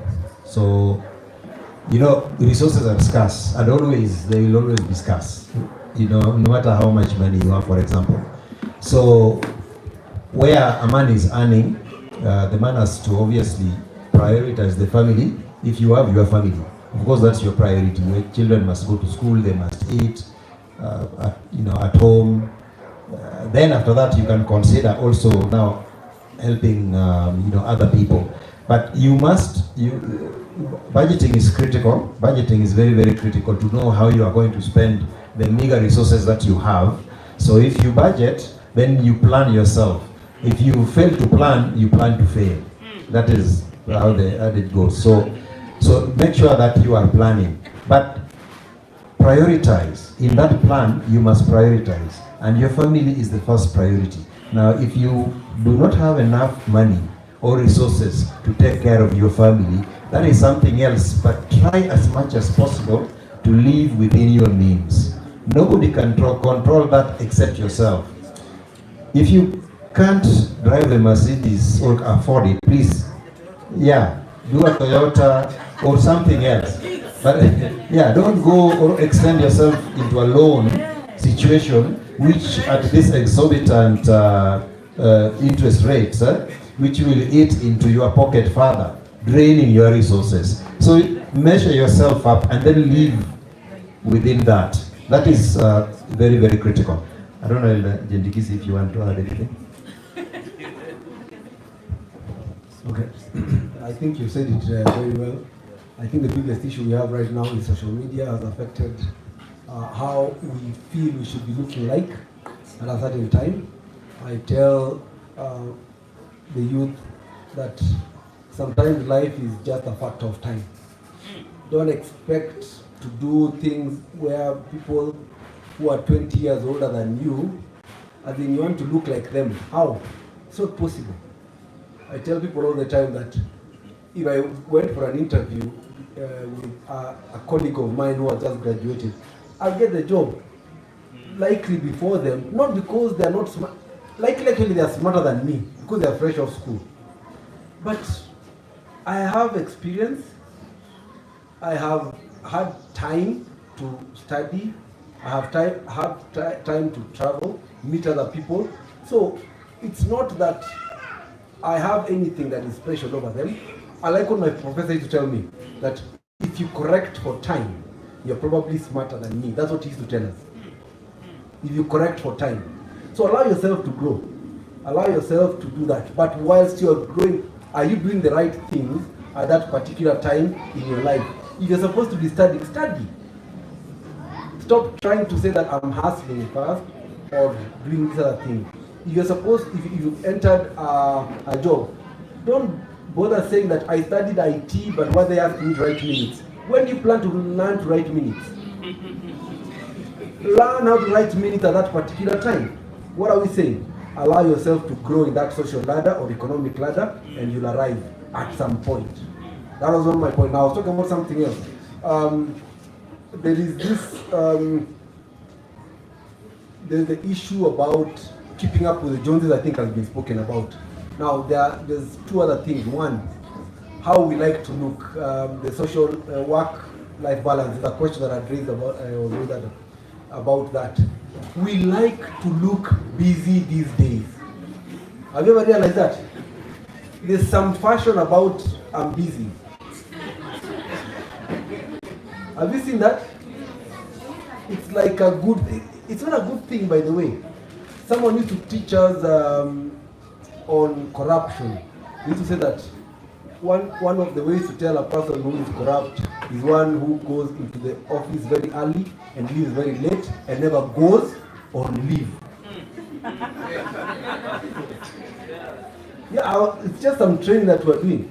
So there's this notion about looking like you're working is good. It's not healthy for you. Learn to take a break and allow people other things to come in. So this thing about, by the way, it's a very, I almost like to call it old-fashioned or very narrow-mindedness when you look like you're too busy even to come for some breakfast that your social people are meeting up. Isn't it? Yeah. Well, we keep saying that you have time for what you value. All right? So if you're too busy for those other things to come in, it means you don't value those other things. But now you've centered your life around work. Next, value orientations is what I'm speaking to on that one. Value orientations, always define what your value orientations are. If you're at home and your spouse is there or your kids are there and they want to have some time, but you're on your computer, you're on your social media, it means your value orientations are an issue. And that will speak to all of us. I mean, social media has a lot of temptation. Leon talked about something very important in the morning. Those dopamine things, very important. We were smiling with my wife this week. We went somewhere to... Yes, we had a date. We had a lunch date. So we were sitting, and then we were looking at some young girls in one of the malls. This girl, it looked like a girl's day out. Young girls. And then you know what they were doing all along? They were on their phones. So we're looking at them that, wait a minute, these guys look like they came out to have a good time, right? But each one of them is busy. Yeah. So I don't know whether we were once there. I hope we're never once there. But we had time to look around and just stretch our legs around and said, look, it's very interesting. These guys are on their phones, but it's supposed to be whatever. But that's how we look sometimes. We're at home. We're supposed to be relaxing, but what are we? Either on our comps or on our phones. Now, last point. The power of saying no. the power to say no. It's also described as boundaries. Trust me, the earlier you can learn to tell someone no, it will help you to serve you. Can you come and serve this weekend? I had a plan for my family to go somewhere. It's actually okay to say even no, even to a church function. You know, sometimes we spiritualize things that are not spiritual. Seriously speaking, yeah. Again, I was being told of a story by Lorna yesterday that these guys, they delayed to do a conference application or something like that, and then all of a sudden now they realize that it's been closed, and then they wrote to them that, oh no, we are from this organization and all, can we still find space? With an understanding that it was abroad, by the way, with the thought that they would now sort of lower themselves down because of the organization. Those guys said, okay, we shall wait, at least you should have a space open up, we shall allow you. Why? They have learned to say no. If this, we cut it out at 100 people, it's cut out, it is enough. If you can also learn to block out a lot of the things that will probably affect your work-life balance, it will be very useful. Thank you. Joseph, I just wanted to add one thing on the issue of work-life balance. Because oftentimes there are some of us who feel that we work so hard that if we are not there, this thing will not. Just know that you are very replaceable. The moment you go 6 feet under, we come and we say bye-bye, and the world moves on. So just bear that in mind in terms of correcting your work-life balance. Huh?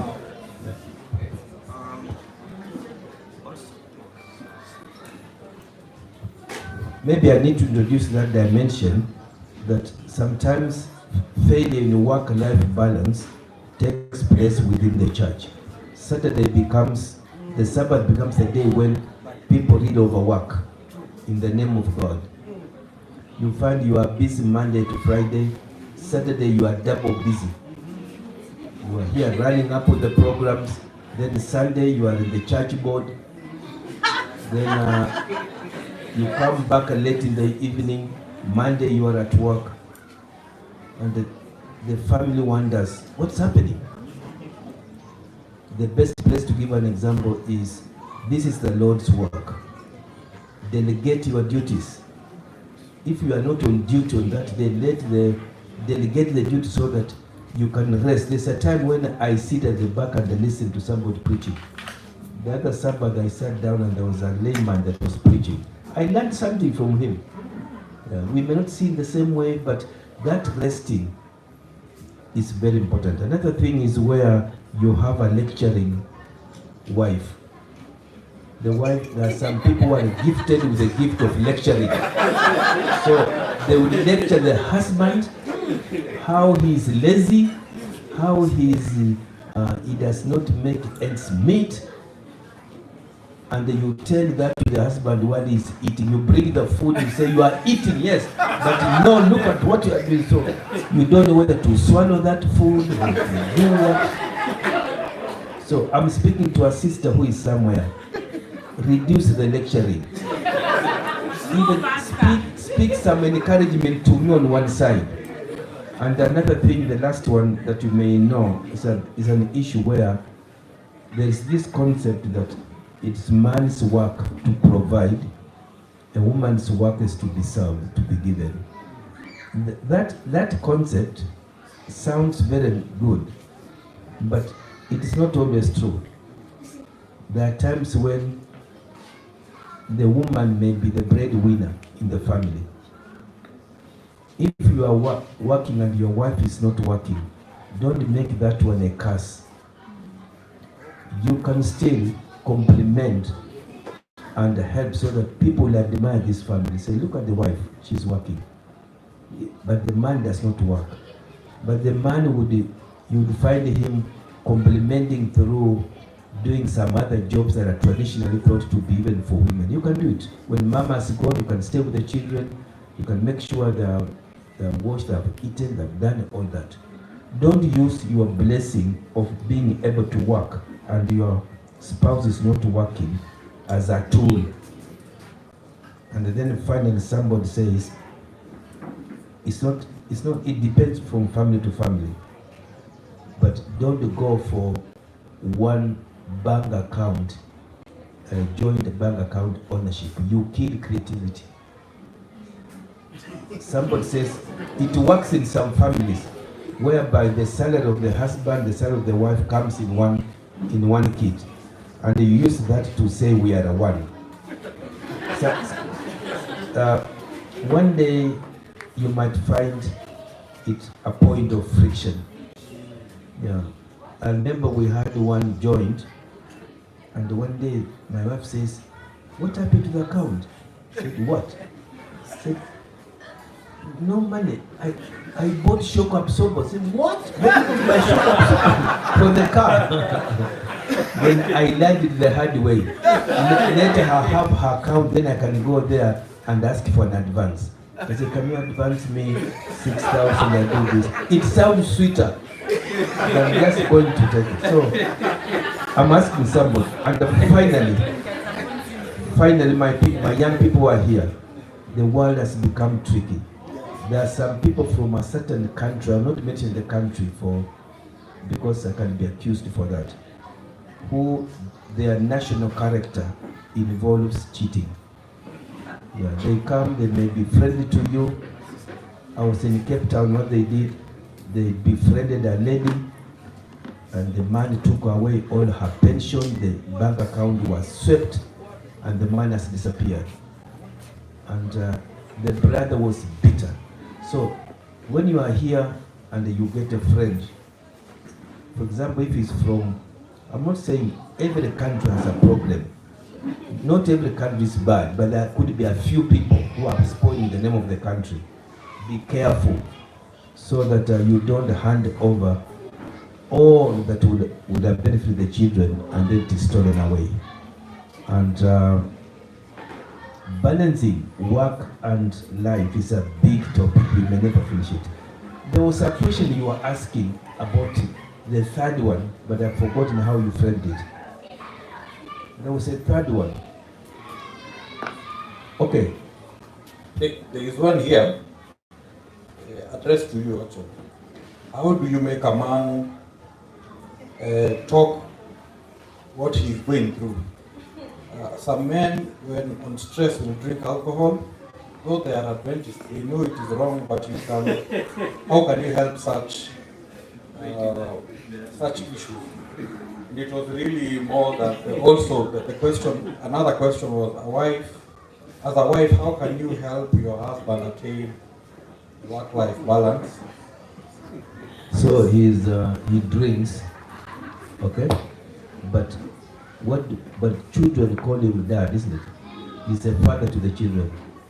That fatherliness is higher.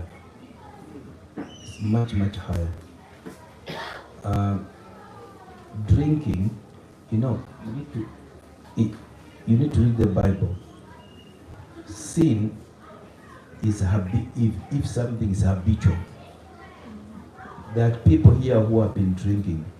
They are struggled in coming, and it does not take a week. It can even take years.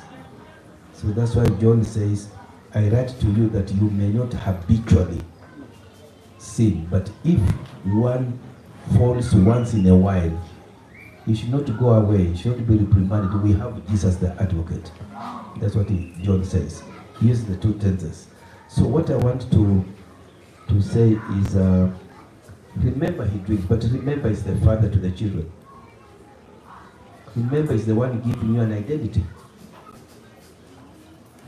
Remember where you were safe. Some of people are here were drinking 5 years ago, but see where they are today. They are seated here as very responsible spouses and fathers. So don't look at drinking as permanent. Those things will go. They are the father to the children. Respect them. When you talk to them with full respect. I was telling you about lecturing. Lecturing is a big issue. But I pray that every word you speak will be seasoned with grace. Sometimes keeping quiet may help. I told you last time, remember when I was with you, that the greatest thing that is breaking work and what? Work and life is because work has become digital. It's virtual. So when you are on your phone, you are working. Wherever you are working. And that has become a challenge. But make sure that in the midst of your work, you communicate with the family. For example, let me ask you, when was the last time you sent airtime of 20 shillings to your wife? I know she earns, but you just sent 20 shillings for airtime. You said, darling, I thought you would need these 20 shillings for. The language of love is very interesting. It will make the work issues and so on. You will have a time you can talk a bit and chat and do all that. Your son needs you. You go with him outside. You tell him how you grew up. Your daughter needs you. There are times when you need to drive them away to visit sisters and so on. So I want to encourage somebody that if you know the Lord, work and life are not opposites. They complement each other. And especially the doctors who are here, they do a lot of work. Well, you have to go for night shift, you have to be called anytime. There are some things which you will learn how to appreciate them rather than complain about them. There are some job opportunities that you will not be able to change. For example, if your spouse is a police officer, and by the way, I want to let you know, Kenyans don't know, the best people to appreciate are those people, the security people. They are our last line of defense. You don't demonize them. You need to respect them. Even if people say what, we are proud of our boys in uniform. That's what American does. They are proud of their boys. There might be one or two who are corrupt, but they're the last line of our defense. So I'm speaking to a police officer who is here. We are proud of you. We are proud of you. Whatever they say, you are our last line of defense. But remember that do not do your work at the expense of sacrificing your family. So that you go back home, you begin, when your wife goes somewhere, you are checking, you are looking. You are not your brother's inspector. You are your brother's keeper.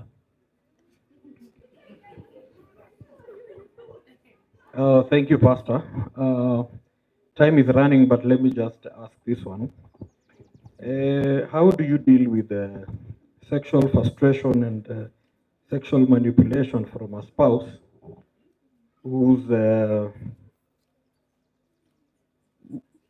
comes late but has no time for sex?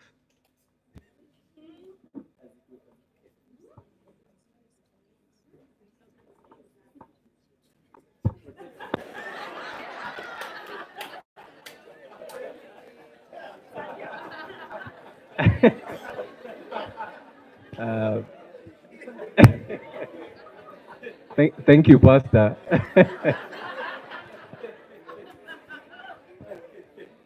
I don't have a spouse who's frustrating me, so I think I wanted to say something about the earlier two questions. So I'll start with those ones, and then when the sexual frustration comes, I'll pass the mic. So I think on the work-life balance, I know it was a question to people who have spouses, which I don't have, but I speak to spouses. I actually make it a point to talk to people who are married. And one question that always intrigues me is, so I ask it to people, is what do you do for yourself? And I've found that all the people have asked that question, I haven't gotten an answer yet. People don't do anything for themselves. So they'll tell you, oh, I take my kids swimming. I'm like, what do you do for you? So even amongst us, even for people who are unmarried, you need to ask yourself, is there something that you do for yourself? you're trying to achieve work-life balance. Life balance is that thing which you do for yourself that is outside of even other people. So if you're going to watch football with your friends, that's not necessarily for you. And especially to married people, and especially to the women, you sacrifice yourselves too much, and we are on the back end of this. You are suffering huko kwa hospitali. So find something that you do for yourself, not basic grooming, taking care of your hair and your nails, something that you'll actually like. Find that thing. I think the question on men seeking services also wasn't touched on. You can see I'm avoiding the question on sexual frustration. So from what I'd say about that is, as men it's hard.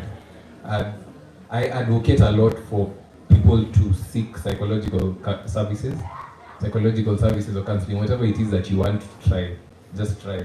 But I myself have not done it.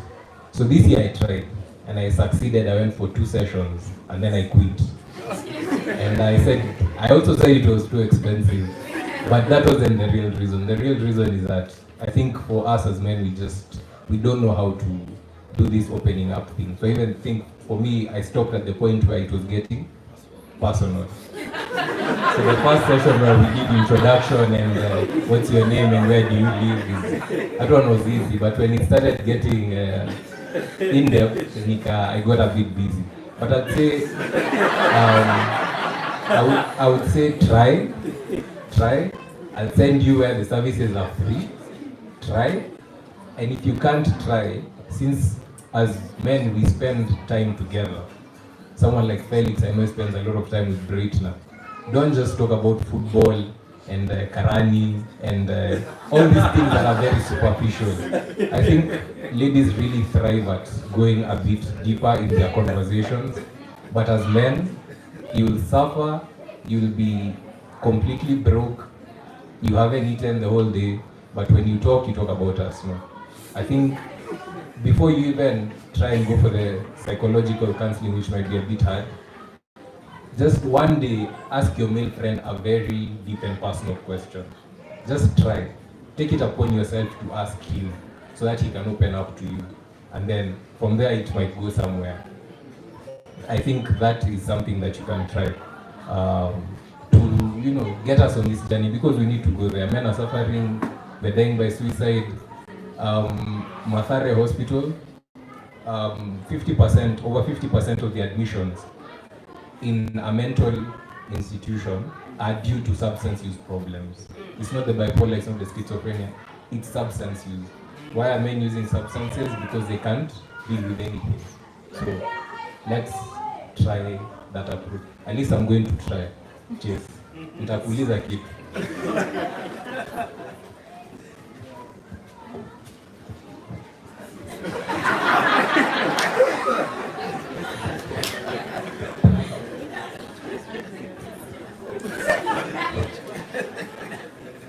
Let me add on to what you're looking at me. Okay, read the question again.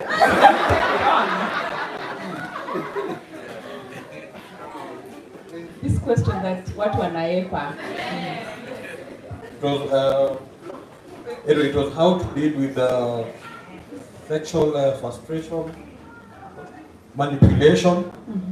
And how do you deal with a spouse who doesn't have time for sex? Okay. It depends on who is doing the manipulation. Let me begin from that. And who is avoiding, and maybe who is not creating the time for sex. So let me begin from that perspective. At the core of it all, it's about communication. And I think that is one of the areas that most couples are failing at. Maybe not because they don't know. Okay, it could also be because they don't know, because nobody really trains us on how to communicate with each other. Yeah, so that is an area that we actually need to hold seminars. Couples communication. Because if you can communicate between the two of you successfully, and I'm not talking about the communication where I'm talking to him and he's on his phone and he's like, I'm talking about creating time where you take Lana for a date. Let's take our spouses for dates. Yeah, we do that. It's long since we went for that. We used to do that on Fridays. Yeah, we used to create that time. So you need to create time, because when you take that alone time, just the two of you, you can break the barriers of communication. Then you can get to know where you are at emotionally, because you need to be on the same page. That is how you will be open to each other and you will warm up to each other so that you can even have sex. How would you have sex with somebody who you are not talking to? Because they say that sex is mental, and it should, if you are planning to have sex in the evening, you should have started it maybe 2 days ago, or at the very least in the morning. So if you've not been talking for a whole maybe week, and there you are, you expect your wife to warm up to you. She has a load of things, emotional load. That's what the doctor was talking about there. Women are working double shifts because and I'm not saying that to maybe slight the men. For women who are career women, you go to work the whole day, you come home in the evening, then you still have house duties to take care of. If you have children, your children are still expecting you to, attend to them. Your husband is still there expecting you to attend to him. So that's more or less like a double shift. So that's why Pastor was saying, get to the kitchen, cook the ugali, give support. So that way, when it's at night, when you're touching your wife, she will be responsible, because you're in the kitchen washing your hands in the sufuria of ugali that he cooked for you. So it becomes easy. That communication and keeping in touch makes the intimacy between the couple. Sexual intercourse is about intimacy. So if you don't manage the intimacy, then you will get the avoidance, the evading, and the sexual frustration, where I'm tired, oh, I'm sick, or I have a headache. But if you if you leave the lines of communication, and it's work. Communication is work. Marriage is work. You have to put an effort in it. Otherwise, everything crumbles and you remain as brothers and sisters in that house. You may even end up separating bedrooms. I want to give it to the pastor. Now, I think she has spoken well. Clap for her, please. Clap for her. I want to suggest that sex is not an event. It is a consummation, a climax of some factors that have been built up. It's a consummation. It is a rep, which is an event. So, for you to come to that consummation, there are several things that builds up. Number two, the Bible uses a very strong word, defraud. Do not defraud one another. That word means sex cannot be used as a weapon.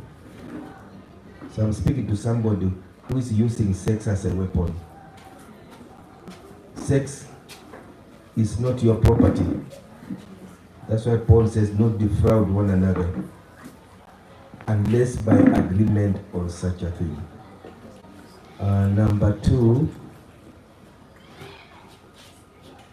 do you know that if your work as a man is only sex, do you know that you can be replaced by vibrator?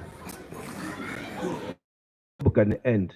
I mean, if that's only your job, there's an electrical equipment that can replace you. So you can check. Yours is relationship building. There are times when you have to build that relationship for the sake of the children, to have somebody can call father or mother. Don't lower sex to release, the commentary says releasing of tension. So that you just want to release tension and you go. It is not God. Sex, you need to study the science of sex. There are people who study sexology. I think they are sexologists. You need to understand every human being is unique, and they approach it from a different angle. They are never the same. Never make somebody feel like you are raping. Even if you succeed, that guilt will still be there building all through. But God who created you will make you appreciate one another, so that sex will come as a byproduct. Don't use it as a weapon to say, I'm going to make sure that he learns a lesson. Don't do that. Number two, as my sister said, as you approach it, don't discuss negative things. Remember, you are together for the next 70 years. After that, you'll begin your downward landing. And you want to begin landing as husband and wife, because the grandchildren needs you and many others. So I want to congratulate you that you have done well. There's somebody listening to me. I'm congratulating you. You have done well, and keep on. Let us have a session one day when you can be open and discuss openly. You discuss with each other. You cannot mention names, but maybe what you are facing could be a help to somebody else. It is not good to say nimechoka, nimechoka. If it builds up for years, you may pay it heavily, because the other one will become weak and be tempted to go. And he will be saying in his conscience, he will not tell you that because ananiambia amechoka, amechoka. He will look for an excuse. So what you do, remember, there are some things that you made a decision when you entered into marriage. And there are some things you will never correct until Christ himself comes. So the Lord will lead you, the Lord will bless you. That area is sensitive. It is not easy. Only God himself who gave it can give you a heart to be able to do it. But you are doing well. Sex was not meant for merely emotional. It is a health factor. It contributes to your whole being, emotional health, psychological health, and the people say even physical health.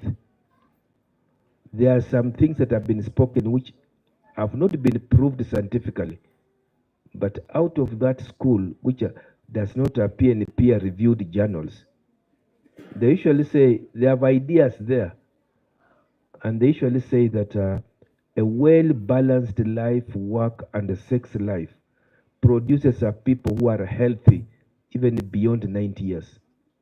Yeah. But I'm speaking to somebody who has used sex as a weapon. No, it's not the best way. One day, one may emotionally lose temper and wipe away the whole family.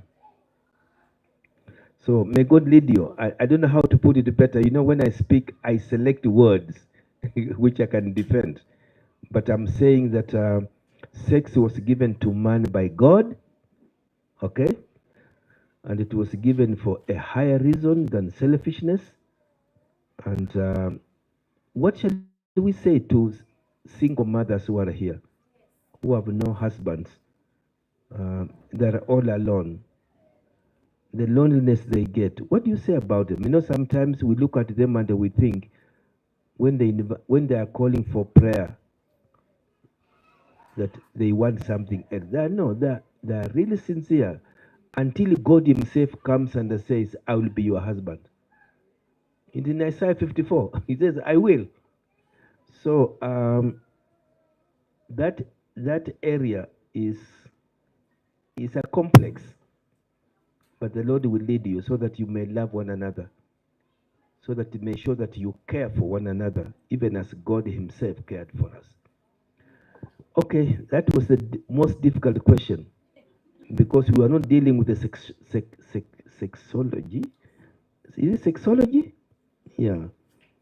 Do not use masturbation. It has its side effects. Do not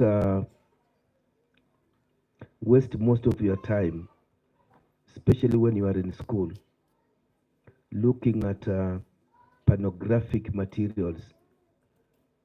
Some of them may appear to excite you, but in the end, they break you. The Lord who created you is higher than our cry. He will be able to lead it out. Okay, I think that's all. I think we can call it quits unless somebody has a burning question. Anybody with a very, very burning question can give you 2 minutes. I think Okay. that's it. For those who are married, treat the marriage itself as a ministry, as part of the work. Number 2, if your wife had a child before you married her, do not go down into that history. And all the time remind her, or your husband, don't demonize that child, because the God of that child will speak one day. And such a children are the ones that bring you blessings. Umeelewa? Yeah. Wale hao watoto hao wanakupigia simu na unazima. Those, don't play with them. I know you are looking at me. Some of them are here. You know how God brought you up. You would not even call your dad anasima simu. Nowadays anakuja. Anakuambia unajua wewe ni mtoto wangu. He's now coming. So those children do not go in a history that is negative, that you show somebody that you have never forgotten. Love one another even as Christ loved the church. You are getting old. You are not staying here long. I can see most of you.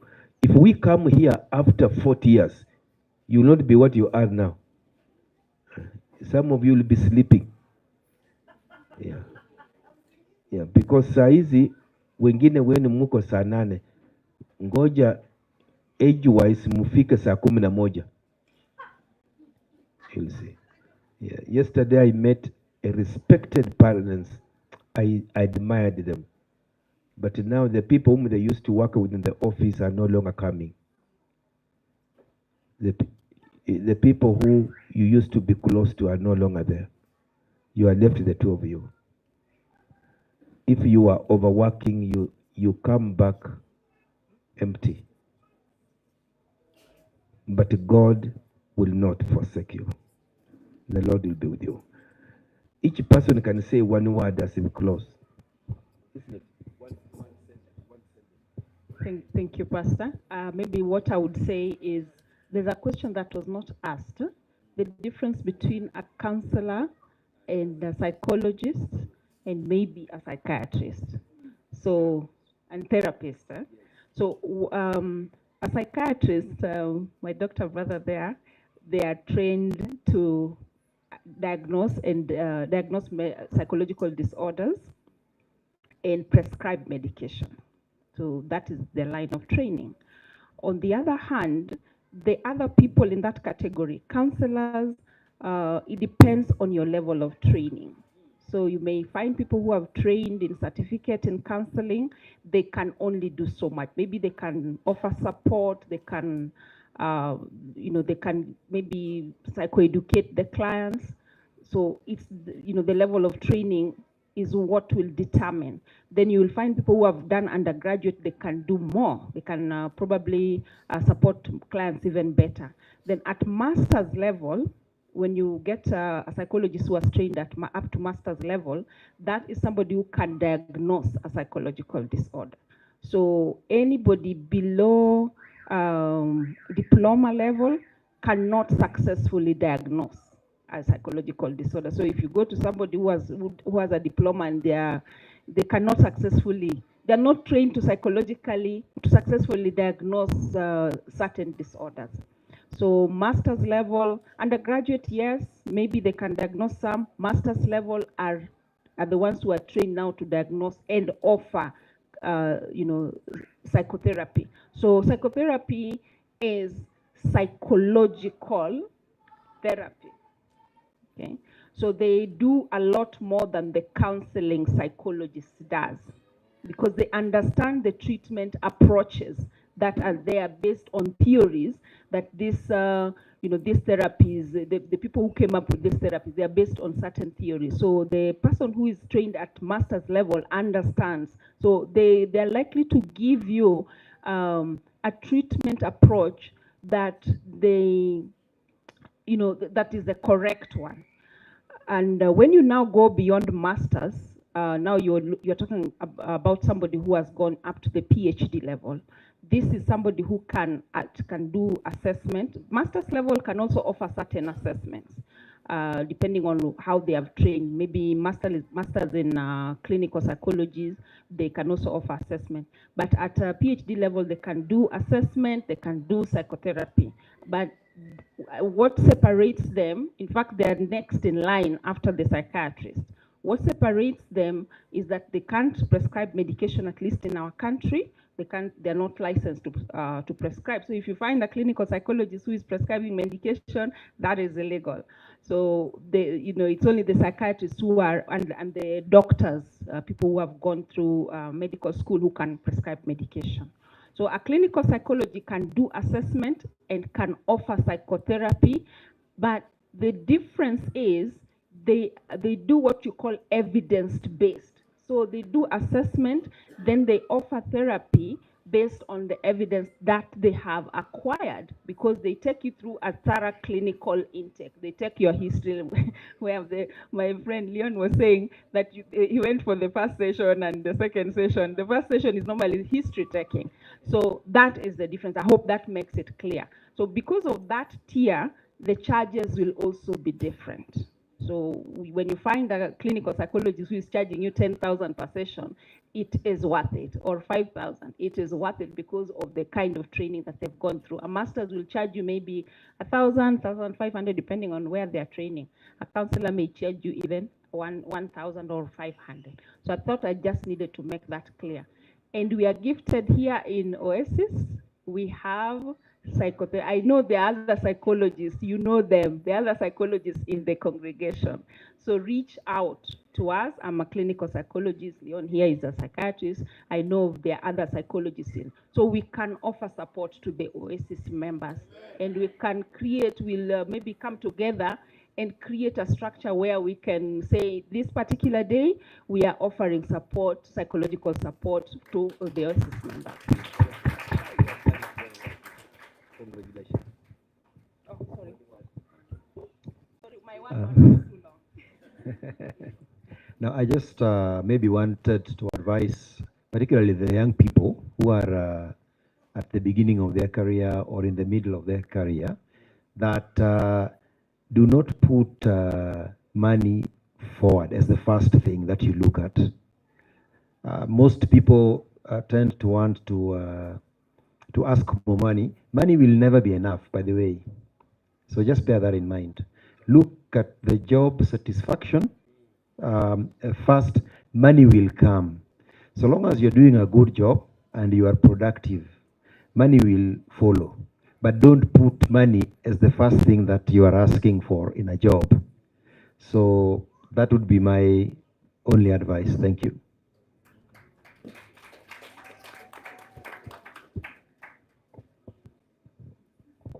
Okay.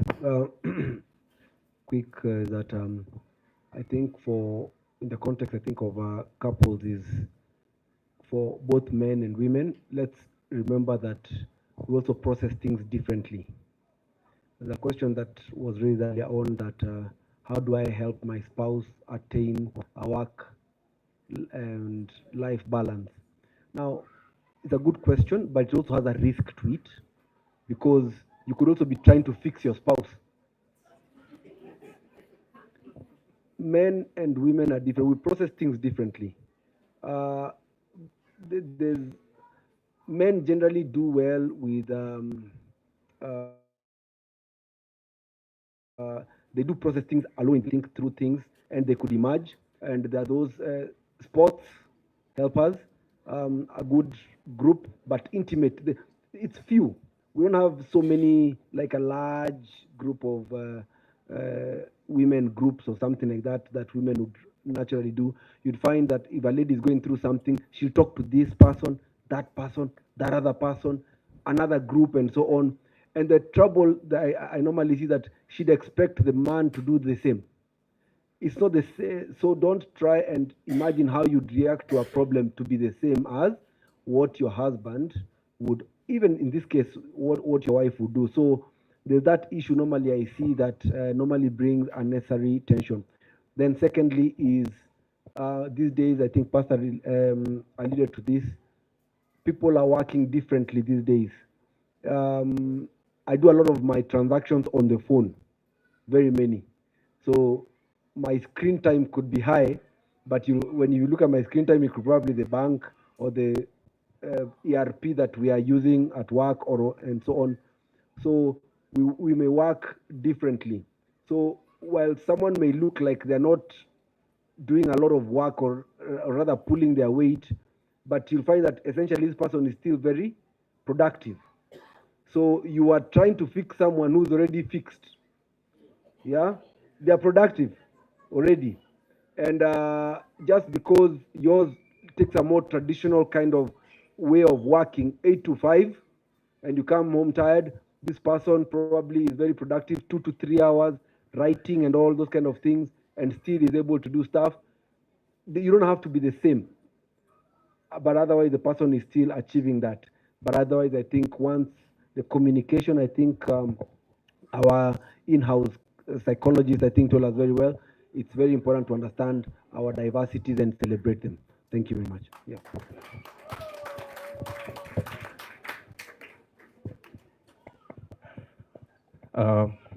Thank you all for being so attentive, and thank you to the rest of the panel members. I think I've learned a lot. For me, I think I'll pose a challenge. One is to the men. Can I see the hands of the men? We are quite a number. So how many men here who raise their hands have a close friend? A close friend? Half the hands have not gone up. A close friend who is a man. You have a close friend who is a man. My challenge to you is that today is what date, the 20th. By the end of this month, if your close friend lives in Nairobi, I would like you to take them out to lunch. And take them out to lunch for at least 2 hours. And don't take them to a place where there's music. And don't take them to watch a game of sports. Okay, just a quiet place and have lunch. It can cost however much you want, 100 bob, kibandaski, whatever it is. But msiende kibanda time wasawa mjengo wako hapo. Go and there's no one else. Just sit for 2 hours and see if there'll be nothing personal to talk about. I'm sure something will come out of it. Then the second challenge is to all of you. It's the question I raised earlier. And I think I would challenge you to ask yourself, what is it that you do for yourself? Something that is personal to you that you actually like. And I would challenge you to actually identify it and then do it. Yeah, thank you.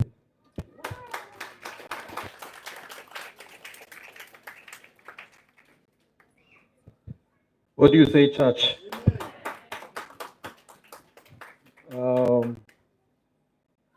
I'd like to say this was a good session. The panelists were very, very good. In fact, I think we need more sessions like this. We need communication.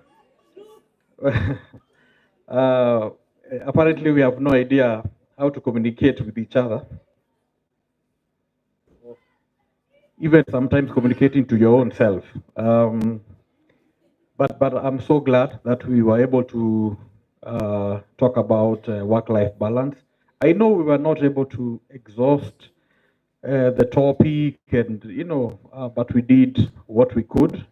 Maybe this needs a whole week. So maybe we can arrange with the church and have something that can extend long, so that we can talk about the issues that we are facing, especially as a family unit. I'd like to invite Gifted for one song, and then to invite our elder David Wanja to give the vote of thanks, and then we will finish.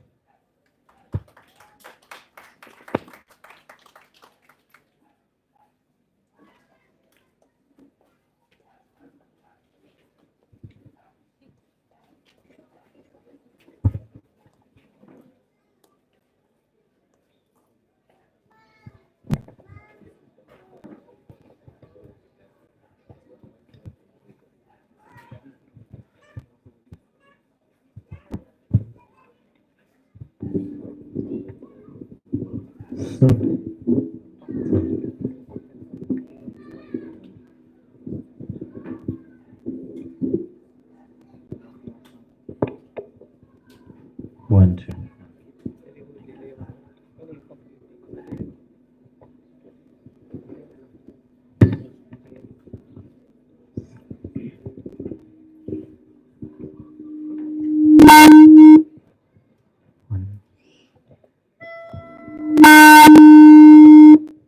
So, check. So.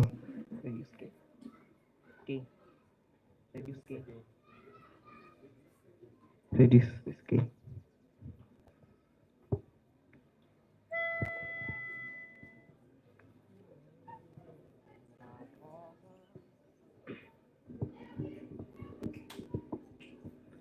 Nakaza mwendo duniani, nisiukose ufalme. Yesu wangu kiongozi, dereva katika njia. Kaza mwendo ndugu wangu, usikose ufalme. Mwache Yesu aongoze, dereva katika njia. Jina lake Yesu ni ngome imara, tukikimbilia tutashinda, dereva katika njia. Muumba mbingu mbele yangu, nitamwogopa nani? Kivuli chake tanikinga, na kamwe sitaanguka. Dhambi zako taziosha, kiume kipya. Yesu aongoze, dereva katika njia. Jina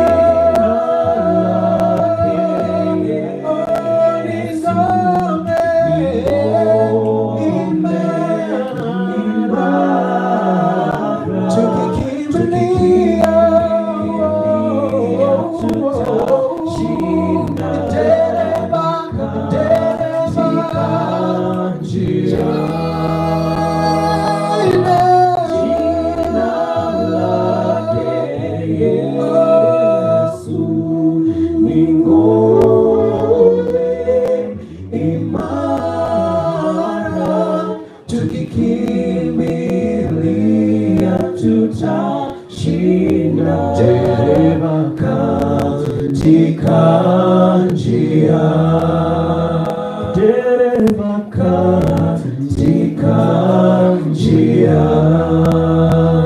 dereva katika njia.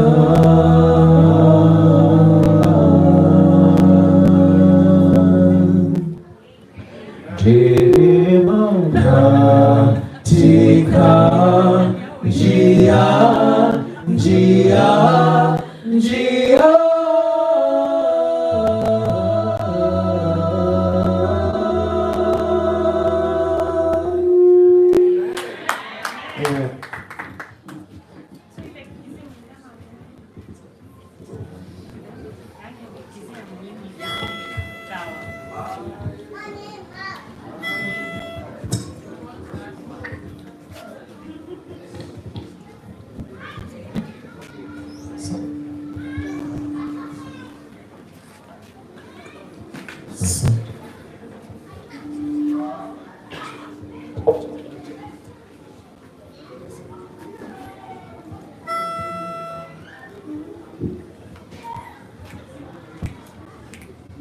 Onye diriche na wateti baba tango na yuka tini komo choria wawe di chambarore wawe no kubarore amona mane wamenye karoro.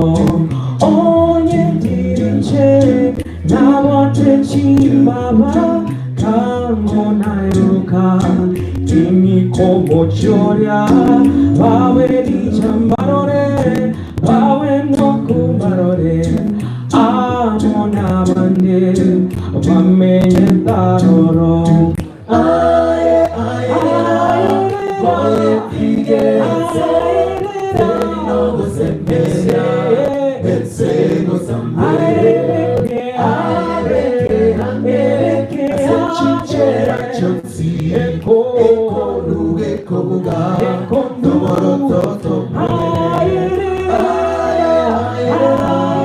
oye figuese, no se mesia, el seno samare, areke, ase chichera chonsi. Eko nuge kobuga, tomoro toto morere.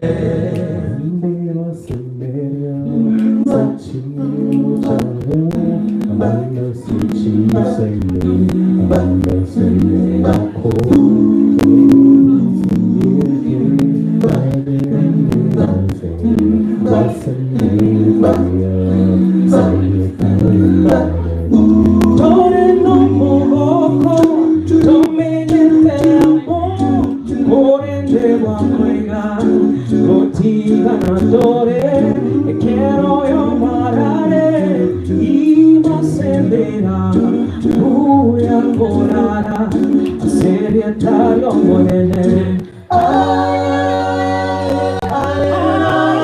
Oye fíjense, no se mece, el seno samare,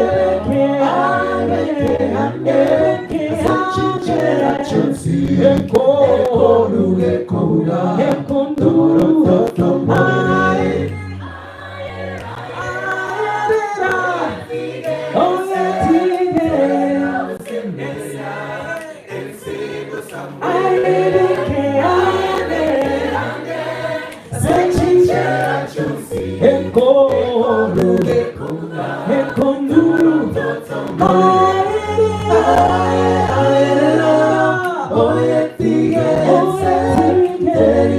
Se mencia, el seno samare,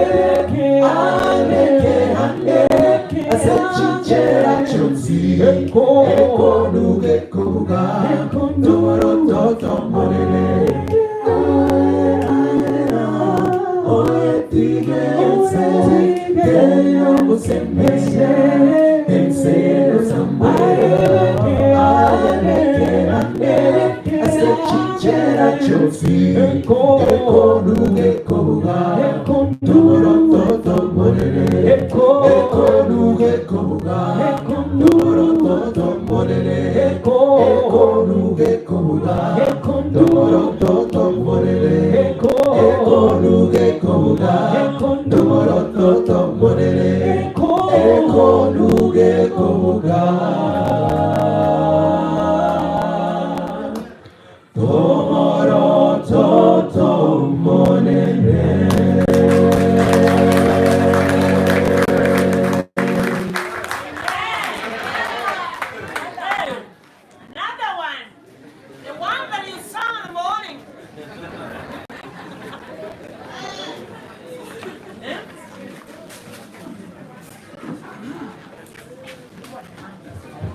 Happy Sabbath.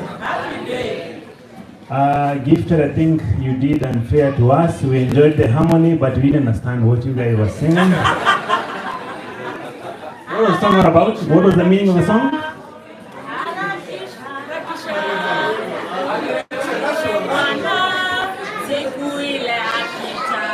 So we apologize for assuming that you understand.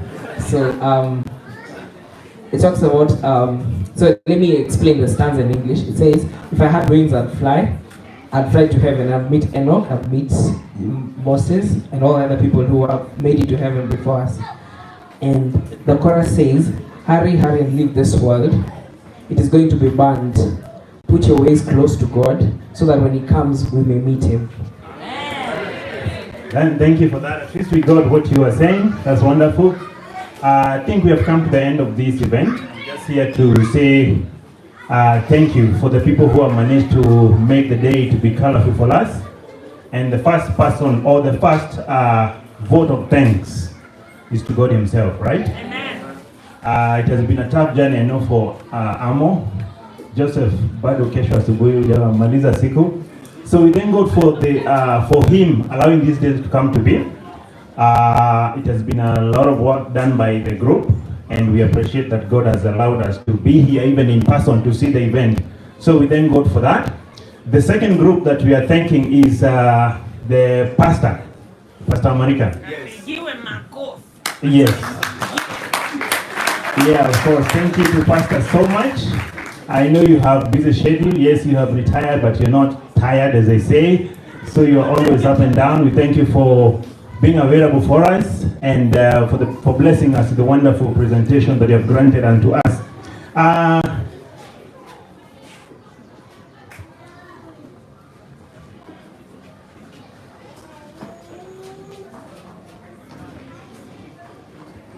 Okay, the other group that we are also appreciating is the AMO leaders.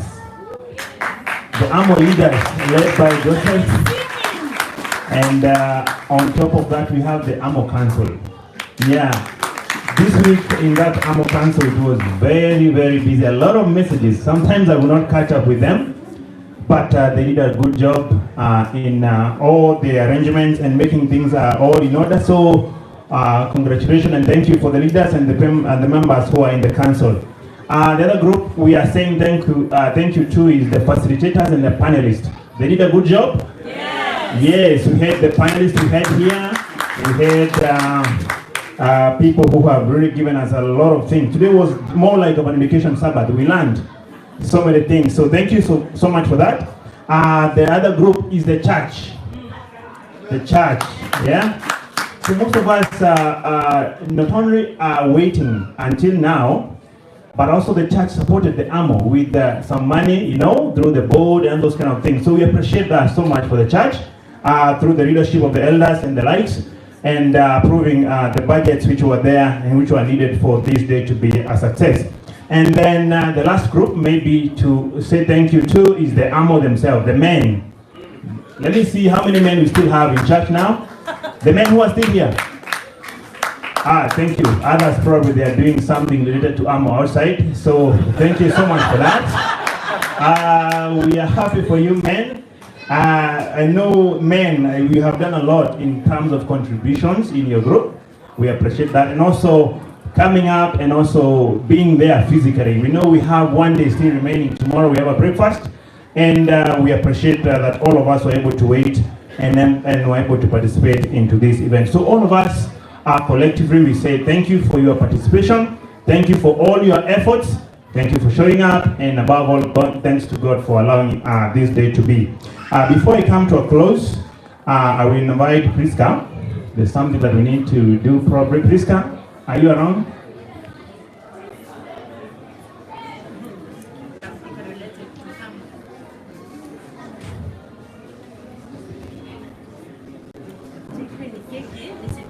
Hurry, hurry, hurry. You can sing in Kigusi, yes? Sing in English, huh?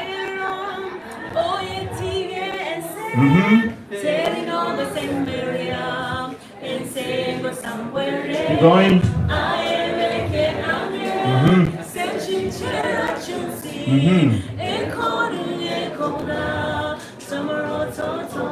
Better now?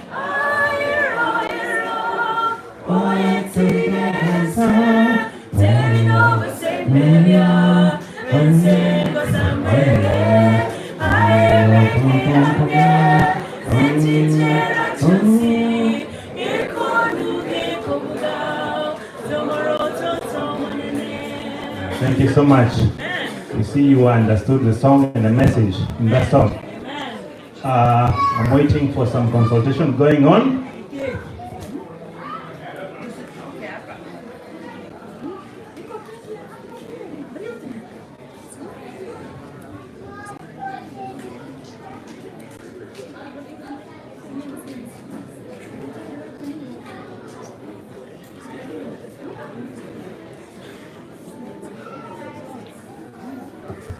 We have Lillian. Lillian, are you with us? Lillian. Yeah, there's something we will need to do for Lillian.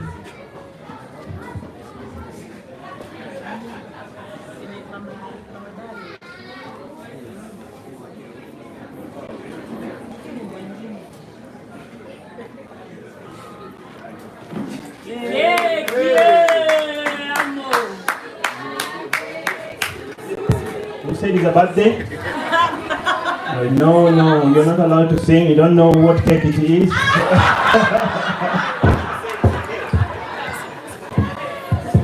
can hang on before we know what's next. So Lillian, come.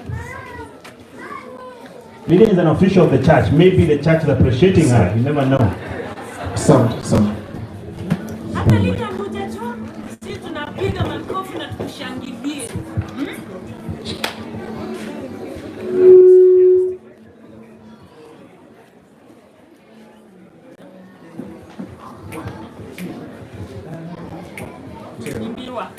Happy birthday to you.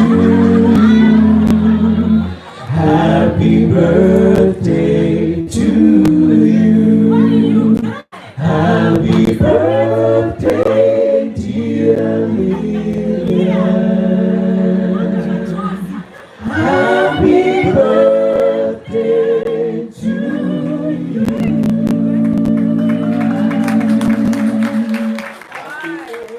Dear Lillian, happy birthday, dear Lillian. Happy birthday, dear Lillian. Happy birthday, dear Lillian. Happy birthday to you. Happy birthday to you. Happy birthday, dear Lillian. Yoni keki siyo ugali. Yoni keki siyo ugali. Yoni keki siyo ugali. Yoni keki siyo ugali. Yoni keki siyo ugali. Yoni keki siyo ugali.